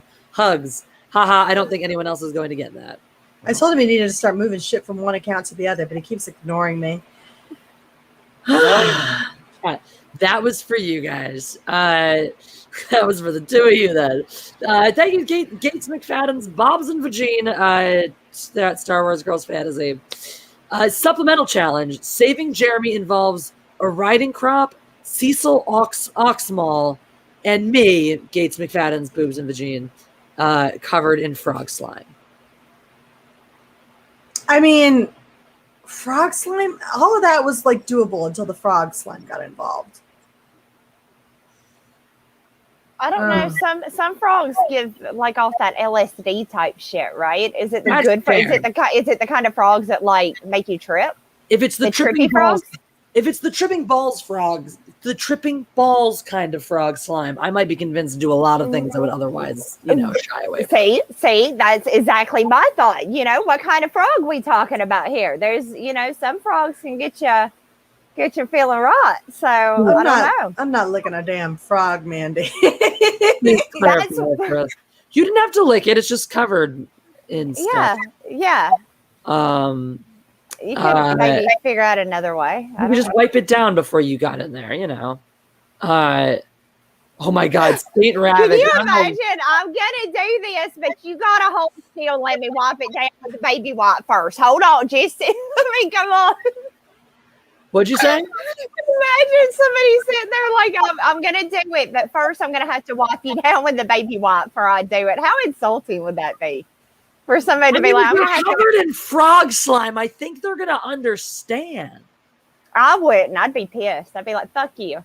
Even if you had frog slime up in your room? They're not dedicated to it. Obviously, I'm gonna get a half-assed job out of it, and then they're gonna want me to reciprocate. And you're getting as half-assed as what I got. I assure you. I ain't putting more into it than you are. I used to have a rule as a snotty youngin' that I would let a guy come on me, but he had to lick it off. Oh God! Oh, Jesse, no! You would never be able to respect him again after that, though. Yeah, but at that age, I didn't respect men in general. I just kind of used them to move on to the next one. You know, like I was a guy about sex when I was that age. I was like, let me bang you and then add you to the notches on my belt and then move on to the next one. So like, I wasn't interested in respecting them. I can understand that. I can understand that. I used to think that if I had been born a boy, I would have been a flasher. I don't know. Something about that makes me laugh. That makes me giggle. Mandy, you wouldn't have been a flasher. You'd have been a streaker. Okay, flashers are bad people. Well, they are. Well, they are. But that's there's a difference between being naked in public and being naked at people. Yes, no, but I think if I was a guy though, I feel like I would be totally okay with hiding in an alley and jumping out and going, "Howdy, partner," commence to jiggling, ding, ding, ding, ding, ding, and then covering it up and running back down the aisle. I feel like I would, I'd be okay with that. Okay, here's the fucking thing, right? Everyone's like, when the women rule the world and have all the power, we'll be. I'm like, no. When the women rule the world, we're all going to do all the shit. We're like, if I were a guy, I'd have done this ages ago. Well, when we have the fucking matriarchy, we can get away with bloody fucking murder. What the fuck do you think we're going to get away with? Like, I don't want to live in that world. I'm going to get cut in that world. I don't like that. I don't want to live in that world. I don't want to live in that world where the crazy of the patriarchy and the crazy of the matriarchy continue to butt heads and keep each other in fucking check. That's what the world we need to live in. That's the world we have to live in because I don't need a bunch of yous running around in power. We'd be fucked. The whole world would be fucked. I also am getting to that age though where I'm pretty comfortable with just saying like, no, can we go back to like the hardcore patriarchy and just let men do all the work, please? I'm right. Like one or the other at this point. Like shit or get off the pot. Right. Like I'm down with just regular old equality or just like let the men do the work. But this business of like, we have to. All this nuanced shit. Yeah, it's fucking driving me nuts. All this nuanced shit. Well, I can say this as a married woman. As soon as I got married, I took my fucking ass back to the kitchen. That's where I wanted to be. So that's all I'm saying. I enjoy being in the kitchen. No, I'm the same. Baby, I'll make you the best pot roast you've ever had in your life. Right? Jeff and I can be adorably domestic together, except I'm the one like with the power tools making furniture. And Jeff is Jeff helps me make the furniture too. These people lies. But Jeff makes excellent furniture, but I'm like really into it. I get excited. Furniture making is something I find exciting to do. And I make Jeff go into the kitchen because I can't make fucking bolognese the way he does. Jeff got upset. He had to defend his manhood. He is defending it. He won't allow it. He's not going to allow it. When I am fortunate and lucky, Jeff makes his bolognese because it is goddamn delicious. But no, Jeff is actually just a better cook than I am. So if he cooks more than I am, it's only because he doesn't want to eat my cooking. I mean, that's fair, but I could teach you how to make a bomb-ass pot roast. It's no work, girl. Seriously. I can teach you how to make country fried steak that'll make any man fall in love with you. Actually, no. I've got to be the impressive. I got to be the impressive cook now because I'm like, I'm getting dinner ready and I get all the shit. I'm like, hey, Jeff, can you go marinate the steaks or season them and do the thing that makes them taste good? And then he does that. And I'm like, okay, I cooked the steaks. Then I just like put the thermometer in on the Ninja that it cooks for me. Girl, you can put the Ninja too. That motherfucker is amazing. Oh my God. I love dinner. Mine. Look at me. Right. I'm a fan of my Ninja. That is probably the best kitchen item I have bought since I bought my big mixer. That's the next best thing that I have. We need the Ninja. We need the Ninja blender. That's our next I don't have the Ninja blender. All right. Oh, bring it out? Yeah, we should get that. Remember the full-size Ninja blender with all the additions and the juicer thing? Yeah, let's take the fancy one out because we have the grill, the tabletop grill / fryer, which is like do you have the thermometer that just like it's just like, oh yeah, this is when it's done. Hi. And I'm like, yes. Dude, we should make meat soon. I don't know nothing about nothing that you're talking about, y'all. You go with your fancy gadgets. We're gonna hunt for some squirrel. Actually, we do get some squirrels occasionally. The power lines. We'll catch some sparrows and fry them in the air fryer. You're fucking with me. You don't eat goddamn squirrel. You are fucking with me. I do not, but I've met people who do. Okay. Why? I've met some pretty interesting people where I live. So I've seen some people that eat like squirrel and possum and shit, but no, nope, that ain't for me.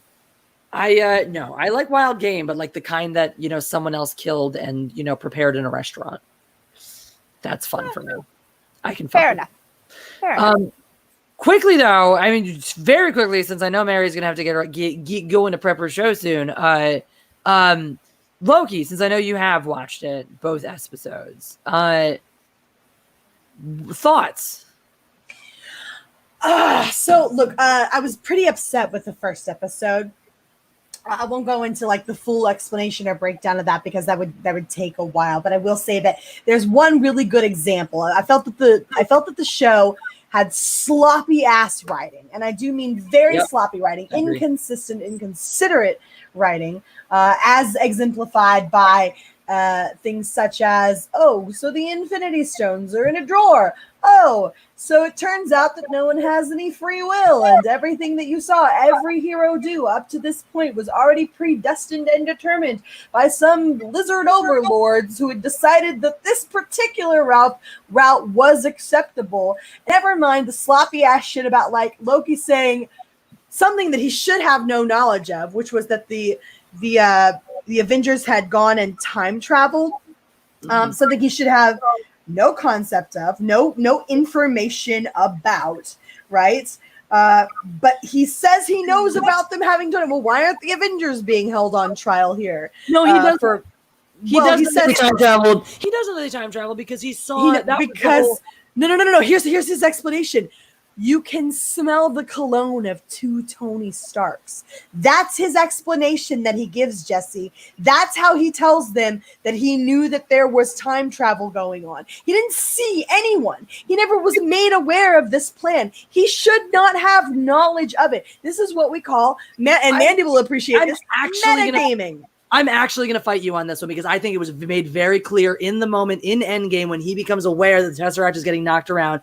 To me, he was the expression. It wasn't just like, oh, this is interesting. To me, he knew, he had an idea of what was happening. I don't think you can. I disagree. I don't think you can read that much into a look. Not that look in that way, in that moment, at that time. The impression that I was left with as a viewer, the two times that I saw it, was that he not only was seized the opportunity, but was more hip to what was happening. I'm left wanting, Jesse, because the show itself doesn't give a better explanation than you can smell the cologne on two Tony Starks. Here's the problem, and that's exactly the problem. They don't need to justify it. How does he know? Well, maybe fucking off screen somewhere. Owen Wilson told them. No, they don't. The problem is they try to, and they give you a bad justification. They don't. Here's the whole problem. I disagree. You can have a show where you're like, we don't worry about how this connects to the rest of the world. The problem is that Marvel has set up their entire formula predicated on the idea that everything is connected, everything is, related. Yes, everything can be connected, but that doesn't mean he has knowledge of the connection. No, I'm agreeing with you while also disagreeing with you. You don't have to bother justifying every little. Then we get back into Star Wars Terror. Why do we have to justify every fucking detail? Han Solo's name, this, that, and the other. This is a detail. You can imagine an explanation there for that so easily. He's had 1,000,001 conversations with people at the TVA. Somebody could have mentioned it. He's shown the highlights reel, of his life. Somewhere in there, there's indications he could have extrapolated. He could have been told. The point is, you ruin all of those possibilities and potentialities when you try to explain it, but your explanation falls short. I disagree wholeheartedly. It's something called metagaming, and Mandy will know what I'm talking about. I'm not asking her to agree with me. I'm saying she knows what I'm talking about. When I say metagaming is when you become aware of something that happens outside of your purview of knowledge, when you have no reason to know about this thing that went down. Loki should have no concept of any of this, and all of the eventualities and possibilities are things that happen outside of that very moment. We are taken from beginning to end during his entire experience, right? We're walked through it moment by moment, where Loki sees a Tesseract, and the only thing that we see him experience is a Tesseract moves. He looks down and goes, and looks at it like, well, that's weird. Sees an opportunity, picks it up, and goes. He has no.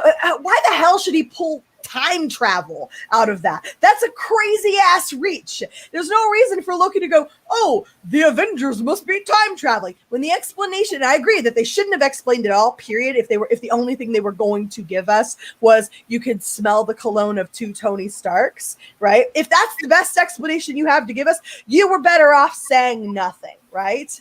Because it did certainly point to the problem. I might not have considered the problem, but it doesn't make the problem any less relevant. There's no reason for Loki to have any knowledge of any of this taking place. And when we walked with him from beginning to end, that every single moment is accounted for, right? He has nothing that introduces this knowledge to him prior to the point where he says to the judge, hey, I'm aware of this thing that happened. Time travel. Poof. Mind blown. How did you know about this all of a sudden out of nowhere?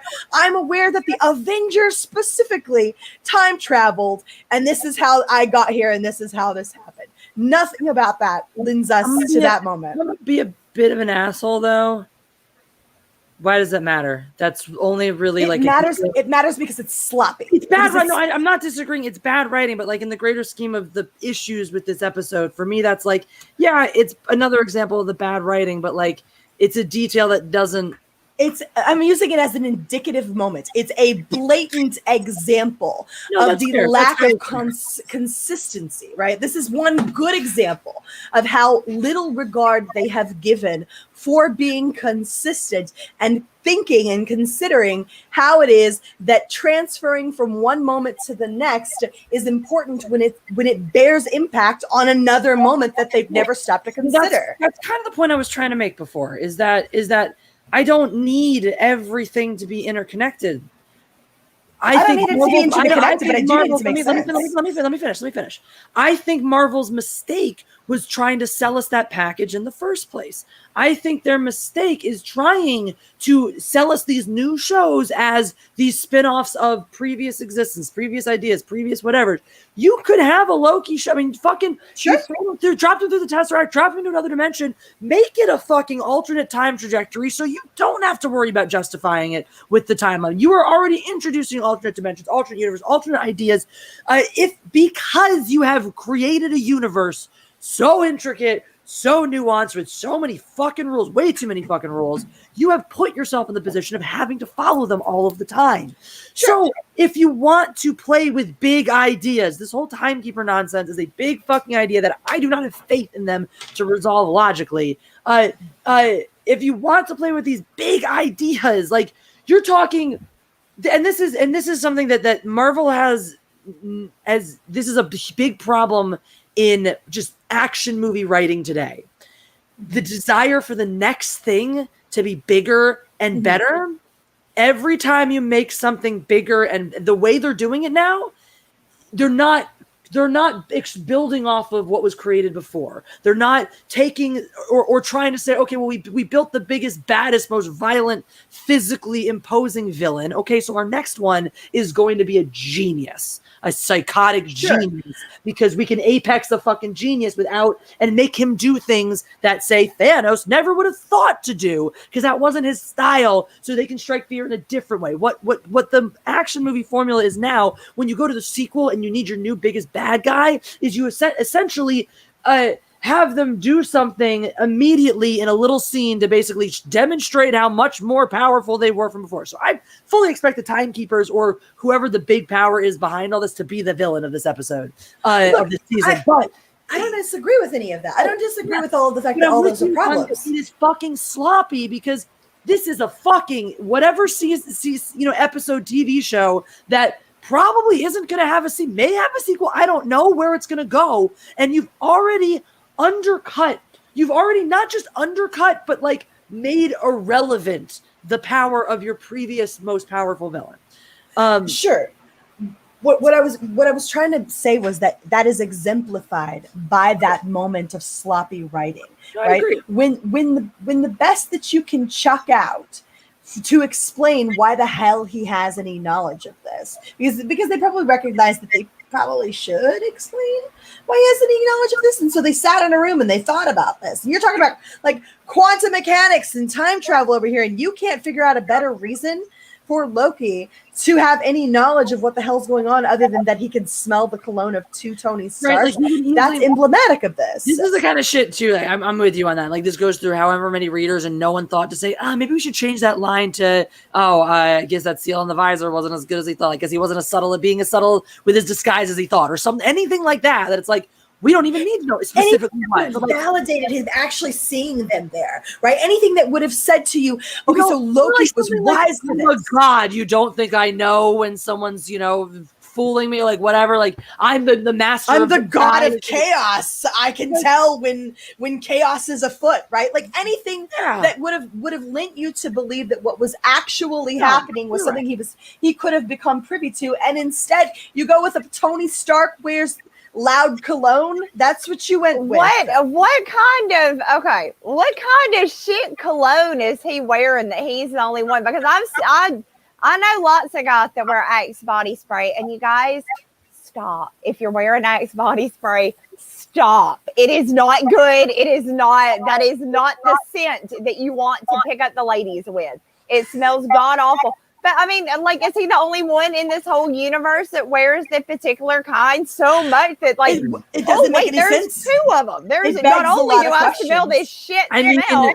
He probably does have his own custom scent made. It's probably called asshole and douchebag. And like, to be fair, that is probably true. When you're already in a room with a guy who's wearing that shit, how the hell are you supposed to tell when there are might two be a people little wearing jarring, it? but like you could also just assume that one of these shield bodyguards, fucking simped hard enough for Tony that he got one for Christmas. So that's what I mean. How in an entire universe there's not another person that could very easily carry that same douchebag scent?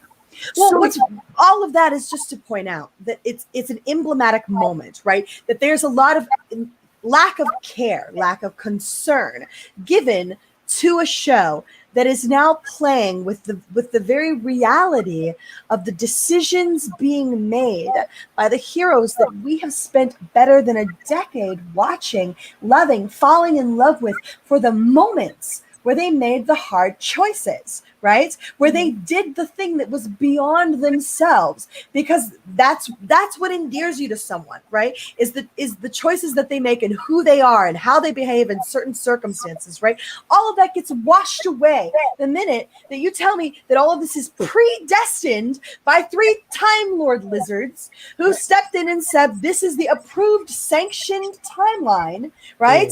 And when the best explanation that you can give me is because Tony Stark wears a lot of cologne and Black Widow's sacrifice meant nothing because it was all she was ever allowed to do. And every moment that led us to where we are is simply a matter of a predestination chosen by completely detached lizard time lords. I'm sorry, I can't be on board.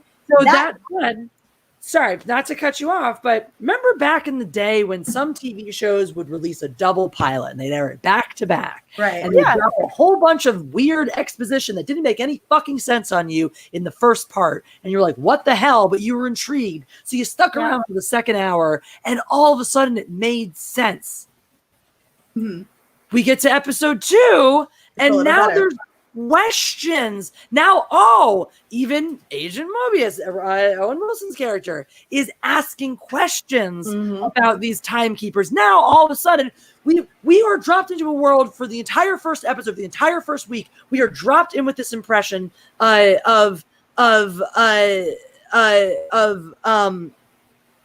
we're dropped in with this impression of this the timekeepers are the absolute boss. There's no room to question it. There's no fuckery going on here whatsoever. And it's not till this next episode that we are given a whiff of the fuckery that may be going on, which is like, I agree with you 1,000%, Mary. It's bad writing. You cannot disregard your pilot and just because you assume you have a locked-in audience who's going to show up week after week. This episode, I had very little bad to say. There was a couple eye rolls, but for most part, I was incredibly on board. I was incredibly intrigued. The dialogue was snappy. The characters were fun. The moments were interesting. But you probably lost so much of your audience with that first sleeper of an episode. I will make a because I do have to bounce because I've got to get the dogs out. But I'll make a quick prediction. Yeah. So spoiler alert again for those of you hanging out in the chat. Lady Loki is the variant. Okay. She's the better than Loki variant that they're dealing with is Lady Loki. She's a girl. She's a woman, so she's so much better. Prediction made right now. She's the good guy. The Time Lords are the bad guy. The TVA are the bad guys, even if they're not necessarily aware of it or know it. And she's out to be the good guy and to create the multiverse, thereby restoring free will to all of humanity. And 100% agree. Also, God, I the wish you were angry wrong. black chick is in on the bad guy things, thus ultimately creating a stir because the two black female characters in this are going to be in on the side of the villains. And oh my God, you can't have women be villains, and you definitely can't have black people be villains. So double boo on this show. I don't know.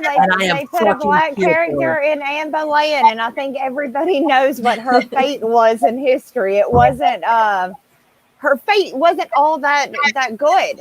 They'll probably change the ending though, because you can't do violence against black women in film. That is true. That they may change the end and make it where that none of that happened, and they sent her to a nunnery. So, Mary, any last things you want to say, since I know you do have to hop off here? Yeah, absolutely, guys. The once monthly show, The Babe de Menace, is going to be on here in about 20 minutes or so over on my channel. You can catch myself and Mandy, Lorena Creole, Laura OG Star Wars, I believe, is going to be there. And then we're going to have a special guest tonight, Eris of the Chaos, or whatever, however you say her name. She's going to be joining us tonight. So please come check it out. It is once monthly when we all get together and have ourselves a damn glass of wine and go over some crazy shit and try to unfuck the world. So, yeah, come check it out. I'll check up a link in the chat, guys. So hopefully I'll see you all over there. Please do. And if we are still going on Super Chats when that happens, we will definitely raid your stream. Awesome. Yay. And I'm afraid I'll have to go too, just so I can go and get everything prepared for my next stream. But Jesse, I had so much fun. You guys in the chat. Thank you, Jesse, guys. you have the best chat. You really do. I love your chat. These guys are great. They are awesome. Thank you. My little mob. Like, what? They're Maybe tell awesome. them where they can find you out there. Make sure they know where to. Yeah, you can find me over on YouTube at Mandy Summers. You can find me on Mary's channel. You can find me over here. You can find me everywhere. Hit me up on Twitter at Wart the Wizard. And go check out my comic book, Wart the Wizard 2 Portal of Echoes. It's available on Indiegogo. Yeah. And other than that, I'm going to go and get me a few more of these and get ready. All right. Well, all the love. Love you guys. Have a wonderful stream later. Love ya. Bye, Jesse. Enjoy the Mad Libs, you guys. Enjoy the Mad Libs. Oh, yes. Bye. Mad Libs are still go. All right. Bye, guys. All righty. So that leaves me, you, Super Chats, and Mad Libs. Whoa. Wait, can hold the phone. The stream ain't done. Don't you go nowhere. Now here's where the real fun begins. Now nobody can stop me. Let's be honest. They are wonderful, amazing, brilliant guests, but no one is crazy. No one is as crazy as moi. So there is no ending to the crazy. Yes. So we are still open. So we are taking open suggestions via the super chat for Mad Libs at this current time. And then once we open the game, I will take them for real. Let's read the super chats. Saint Ravage. Oh my God. Oh, I fucking didn't get to read this. I was trying to read this while Mandy was still here. My wife, daughter, and myself did a simultaneous spit take at the Chainsaw Horse story. We've been cleaning ever since. Thanks, Mandy. That's brilliant. I'm so glad that I fucking died. That killed me. Case McFadden's, Bob's, and Vagine, that Star Wars Girls fantasy. Peeing the bed wins points for spooning time when you're Russell Mall. Back to Blue-Haired Land Whale. I feel like Anna would like me better if she read half of my super chats properly, or if she was less of a cold-hearted bitch. One lick. Oh, Russell. That's sometimes different strokes. For not everyone is as entertained by the concept of rape as me. I'm surprised, honestly, that no one's bothered canceling me yet. I mean, like, smaller people have been canceled for way less egregious things. But we continue. Roger H, thank you for the thumbs up. Macy Van Dusen, thank you for like number 102. Howdy, y'all. I'm sorry you had to wait so long, guys, for us to get to these, but thank you so much for your patience. Gates McFadden, Bob's and Vagine, and that's Star Wars Girls Fantasy, says, blue-haired land whale. I know, right? I feel so neglected by Anna. Poor Cecil. I love that you're talking to yourself now. This is everything. Macy Van Dusen says, I like Mandy's draw. We all do. Were you here when we read the super chat that asked her to say that she likes pancakes? Because it was precious. You should definitely follow Mandy. She is tons of fun, and you can listen to her talk all the time. Definitely check out Babe de Menace if you guys are up and around later. So there you go.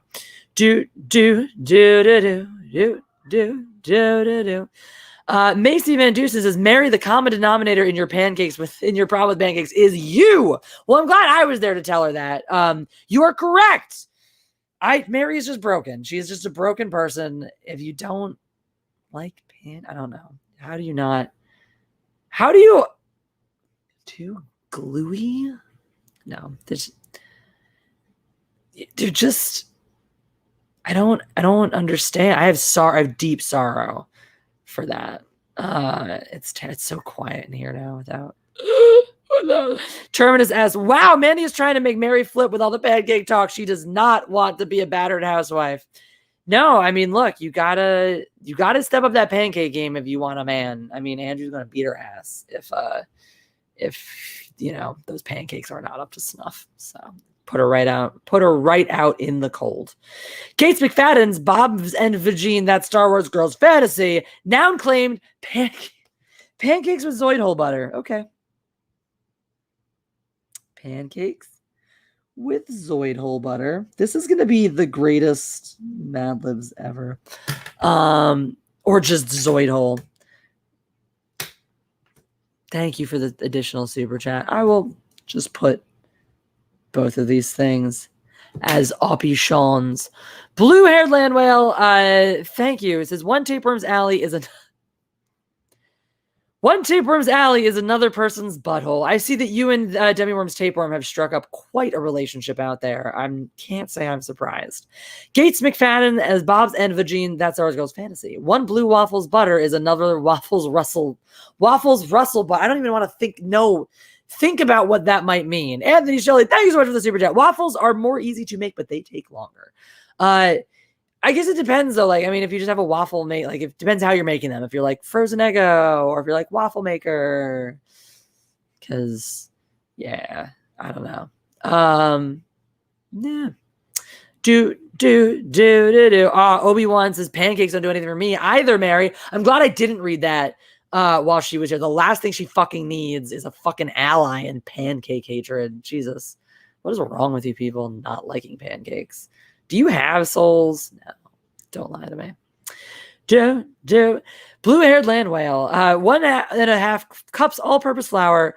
This is like a legit actually recipe. 1.5 cups all-purpose flour. 3.5 teaspoons baking powder. 1 teaspoon salt. 1 tablespoon white sugar. 1.25 cups milk. 1 egg. 3 tablespoons melted butter. I'm straight up just going to take a picture of this and text it to Mary.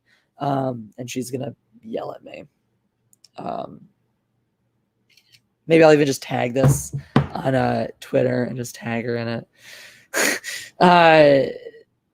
Take more shots. Take all the more shots. I can't. It takes too long. It's too much dead air. All right. We're going to do it, guys. We're going to do it.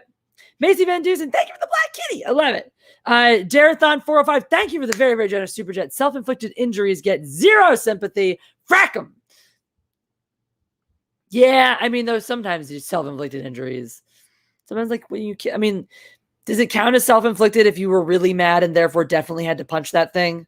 Because I feel like that's not really self-inflicted in the same way. I don't know. Ryan Cannell, hottest bitch here. Oh, God. Mandy, is your pancake crispy enough for Mary? More things I'm going to have to ask them next time I see them. Blue-haired land whale says, so what are gay Latinos called then? La Twinks. I don't know what to do with this.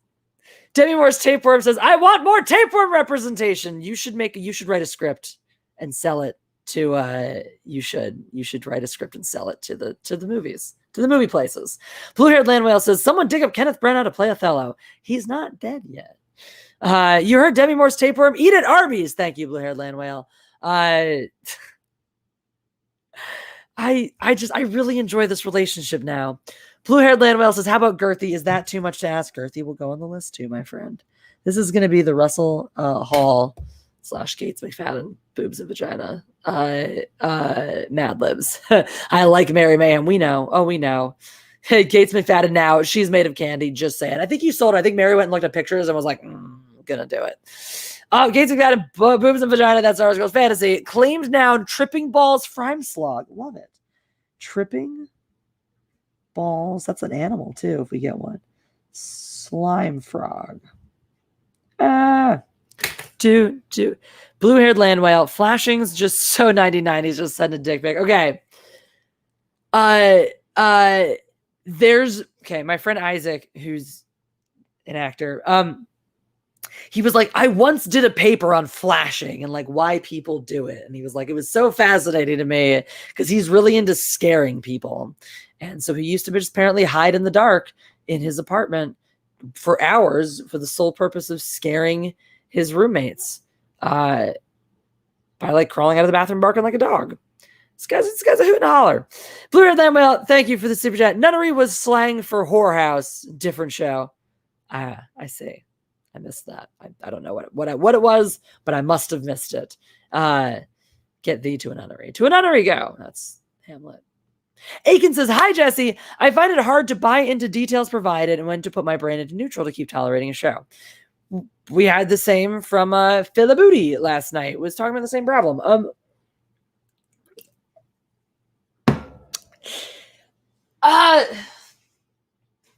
I don't think you should have to, is the thing, right? I don't think you should have to do that. There's the line. Now we talked about the looking for wokeness line. There is a point where we do have to decondition ourselves. We have conditioned ourselves to look for wokeness. There is shit that if it happened some other time, if it was a movie that was made 10, 20 years ago, we would have had an eyelash at some of these moments. We freak out over woke now because we've been conditioned to see it. However, so there is an extent to which we need to deprogram ourselves. We need to not be so sensitive. We need to not just, every time. I'm just responding, Alejandro, to Aiken super chat. So we do need to like recognize the moments when we are when we're looking to be triggered, I guess. And like,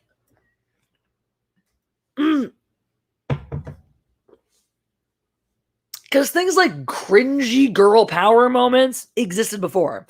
We just didn't get so upset by them because they weren't tied to some larger narrative about why all men suck and all women are these beautiful, yet delicate flowers that can do no wrong.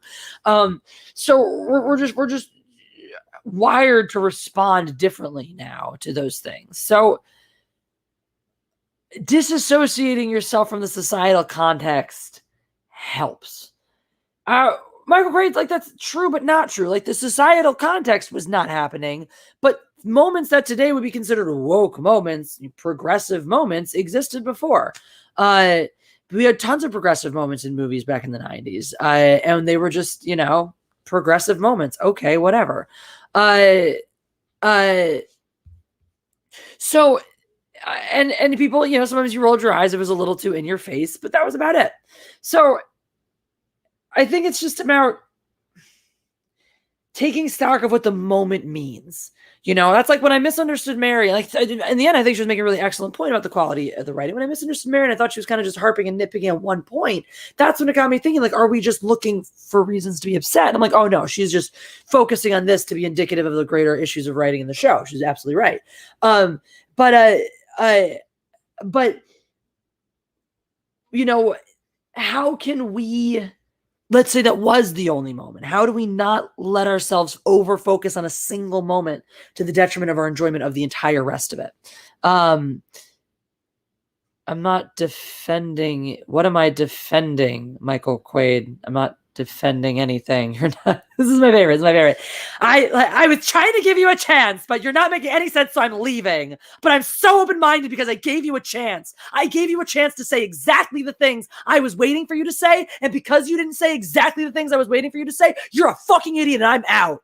I love it. Good for you. I love the open-mindedness. Have fun. Go have fun giving other people chances to read your mind and tell you exactly what you want. I hope this works as well in your dating life as it does impressing live streamers that you want to throw your 50 years of life experience. Well, I was back. I was alive then too. And, because I was, 20 years older than you in the 90s, I know way better the content of them same movies that we both watched as recently as fucking yesterday. I know way better because I was older than you when they came out. I know what happened better than you do. I love that. Like, age somehow means something. Like, I'm not even a person who's like, oh, I'm not an okay boomer person. I fucking respect the shit out of somebody who has actually lived, But this business of like, I'm older than you, therefore I know. That shit didn't fly when I was a kid. I talked circles around some dumbass adults back then, and I got put in my place by some very, very intelligent ones. And that shit does not fly with me now. Age does not make you wise. Sometimes it just makes you a bigger fucking asshole. So good riddance. Any hoozle.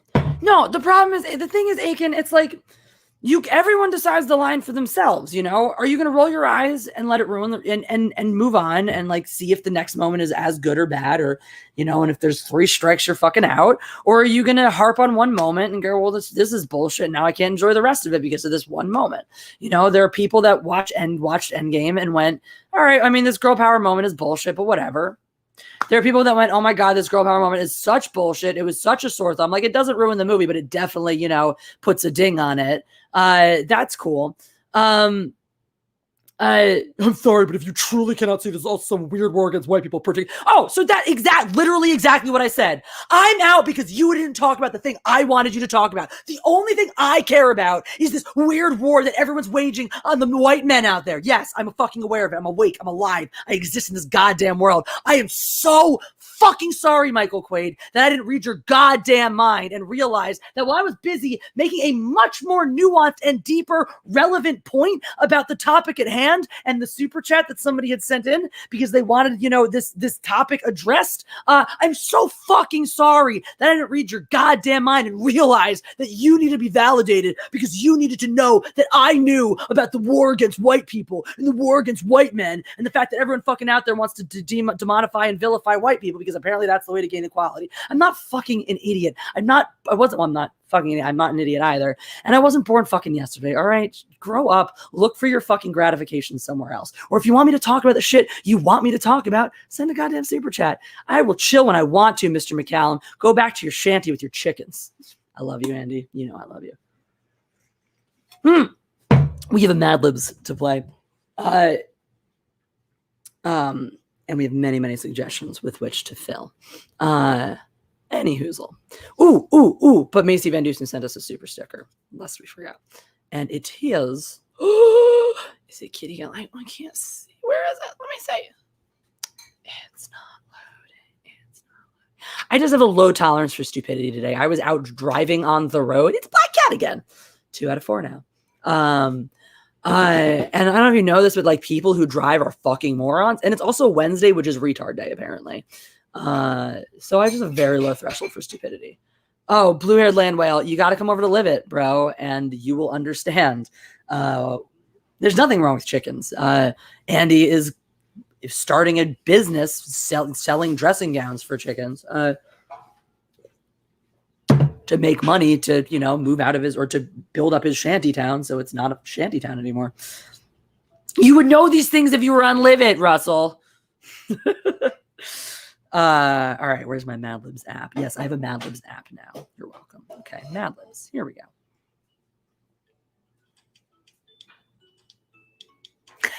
That is my favorite shirt for me. I mean, favorite's hard to say, but I do really enjoy. Why is this making noise at me? I do really enjoy the shirt that you sent me that says stupidity. I'm allergic to stupidity. It makes me break out in sarcasm, as we have noticed. Gee, did I demonstrate that principle a minute ago, Macy? Is that the thing that I did? Oh no. Whoops. All right, let's pick a Mad Lib.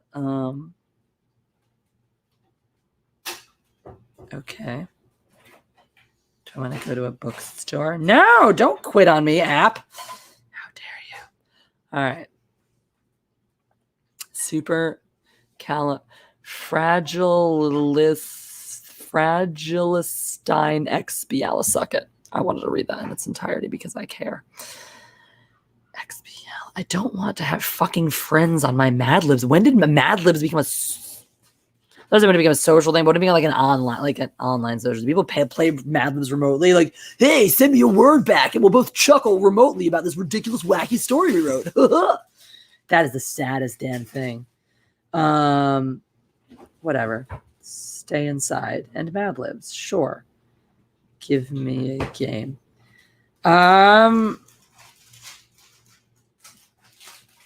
Yeah. All right. This was the story we're gonna do. I'm not gonna read you what it is. Okay. Who's worse, East Coast or West Coast drivers in your opinion? Midwest drivers. Final answer. LA drivers are some of the absolute worst I've ever seen. However, once you learn the ins and outs of their stupidity, you can actually take advantage of it. Person in the room. All right. So now would be the time to start dropping your just random suggestions of nouns, verbs, adjectives, etc., like Russell's been doing all chat. And I will fill in as needed. Person in the room. Let's put Kim in here. Kim's in this Mad Lib now. Number. I'll let you guys handle that one, chat.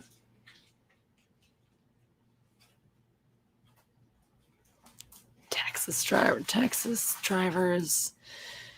Have I actually driven in Texas is the thing. I have been to Texas many times, but I don't think I've ever actually driven in Texas. So I can't speak to that. Kim can. Kim says bad.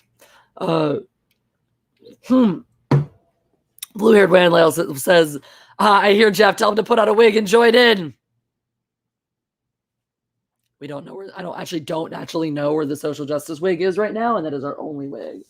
And even if we had another wig, I probably wouldn't know where that one was either, because for the same reason that I don't know where the social justice wig is.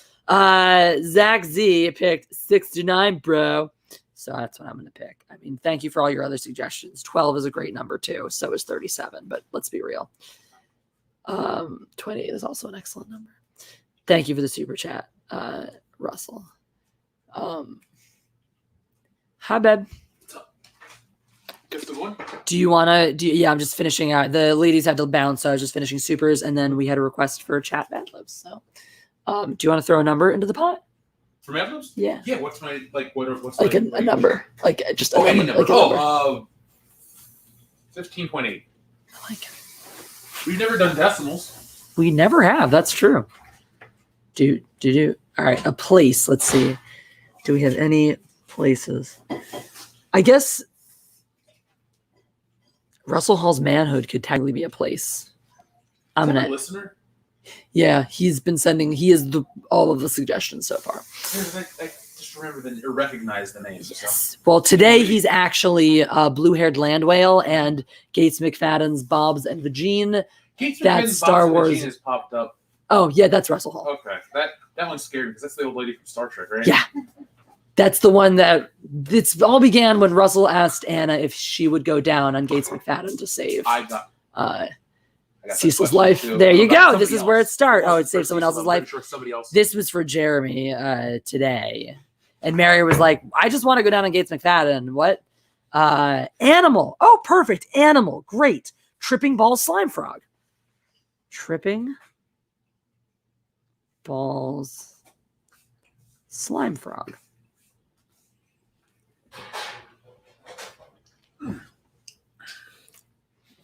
Oh my God, Jeff's on the Matriarchy. We'll have to change the name. Do I need to put on a dress or something?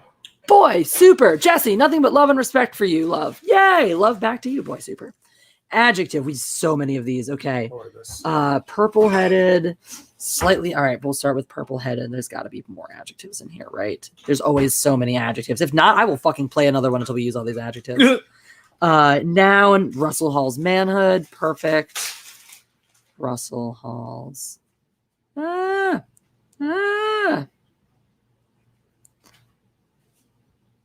Do. Cyberfrog, an excellent noun. Buffalo, another excellent noun. Exclamation. I'm gonna go with supercalifragilisticexpialidocious. Supercalifragilisticexpialidocious. Who sent that? Flaming TP.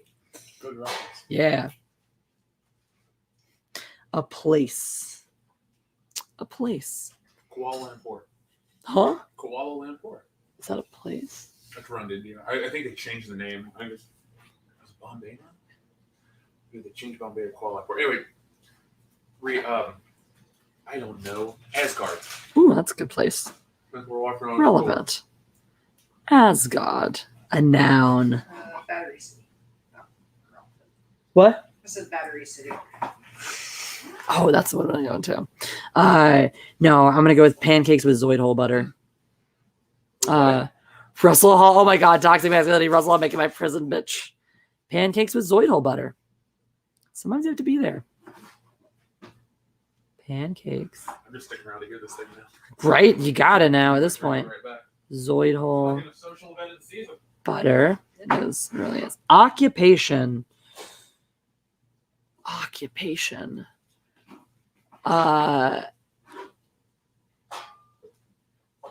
Gates and Adams, Bobs and Virginia is not Russell Hall. Wow. Okay, your runs with Phantoms. Okay, been fun playing. Great. I have just assumed that all the Gates McFadden's was Russell. So only the blue-haired land whale was Russell. Gates McFadden's, Bobs and Virginia has been runs with Phantoms the whole time. I should have known because he is the It was me, Austin. because he is the one who loves the Mad Libs more than anything in the world. I'm glad you have a digital version. I'm so glad y'all have been here. Thank you. And I'm glad Runs with Phantoms has picked up the thread of Gates McFadden's vagina. And that's why when it had TSWG's fantasy in it, I just assumed it was Russell. I just assumed. I'm glad I didn't bet my life on that one like I did on the blue-haired land whale. I'll ask that you use a lube or at least plenty of spit. Not really. Oh, Runs with Phantoms. I'm so excited. All right. Any occupations? Proctologist.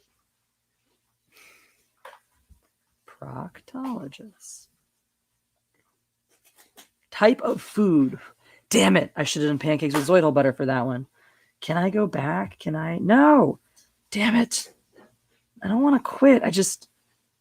All right, I'm just going to edit it when I read it. I'm going to make Zoid hole the other one. I'm going to make this one pancakes with Zoid hole butter. And I'll just know. I'll just know. All right. We need to, okay, I'm going to answer that one because I get to. A verb. Dick burritos. Can I make any of these into verbs? No. A verb. Anybody with a verb? Chat with the. Oh, wait, we had verbs in the chat. Maybe. Let's see. Is this nerd stuff? I mean, yeah, sure. No verbs. Verbs are fun. No verbs yet. Chafe. That's a verb. Chafe. To chafe. Another verb. Trip. We do have a tripping balls slime frog. Trip it is. Plural noun. Since I'm concerned that we're not going to get these other words in, I'm going to go with girthy, slightly above average peen. There it is, guys. All right. All by myself. You did a story without hints. Who did that? You. That too. I earned the badge owl because I'm an adult and I know what figures of speech are. Not saying that everyone, like, that's a requirement to be an adult, but I just happen to. So, all right. Can I read this now? Advice from a father. Oh, God. Hello, Kim. It's your father speaking. Now that you're almost 69 years old, I think it's time to give you some advice about the future. Career. There are about 50.8 million people in hell. So it's important for you to stand out.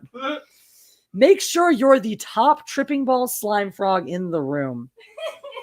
Relationships. No matter how purple-headed it may seem, find the Russell Hall's manhood that makes you want to scream, superfragicalisticexpialis, suck it with joy.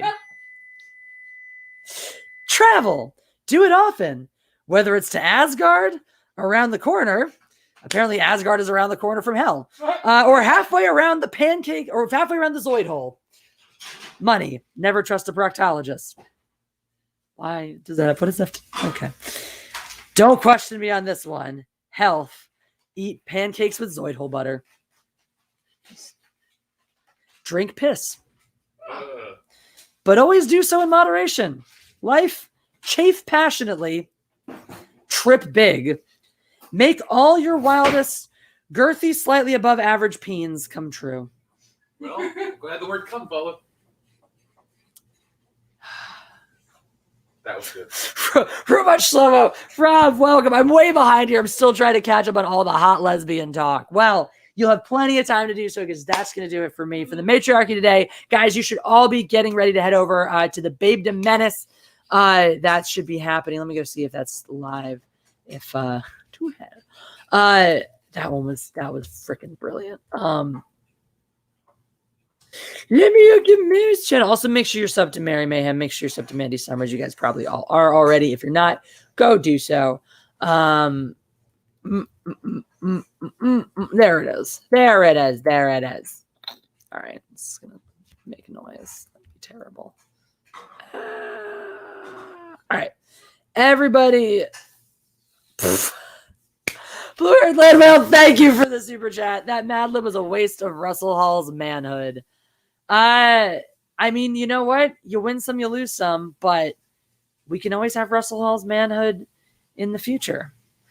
Is there that much to go around? Hoptic Racer 21 says, can we use the air fryer now? Yeah, sure, come over. All right, that'll do it. Thank you guys for being here. Don't forget that practice makes wrong. And until next time, God Empress.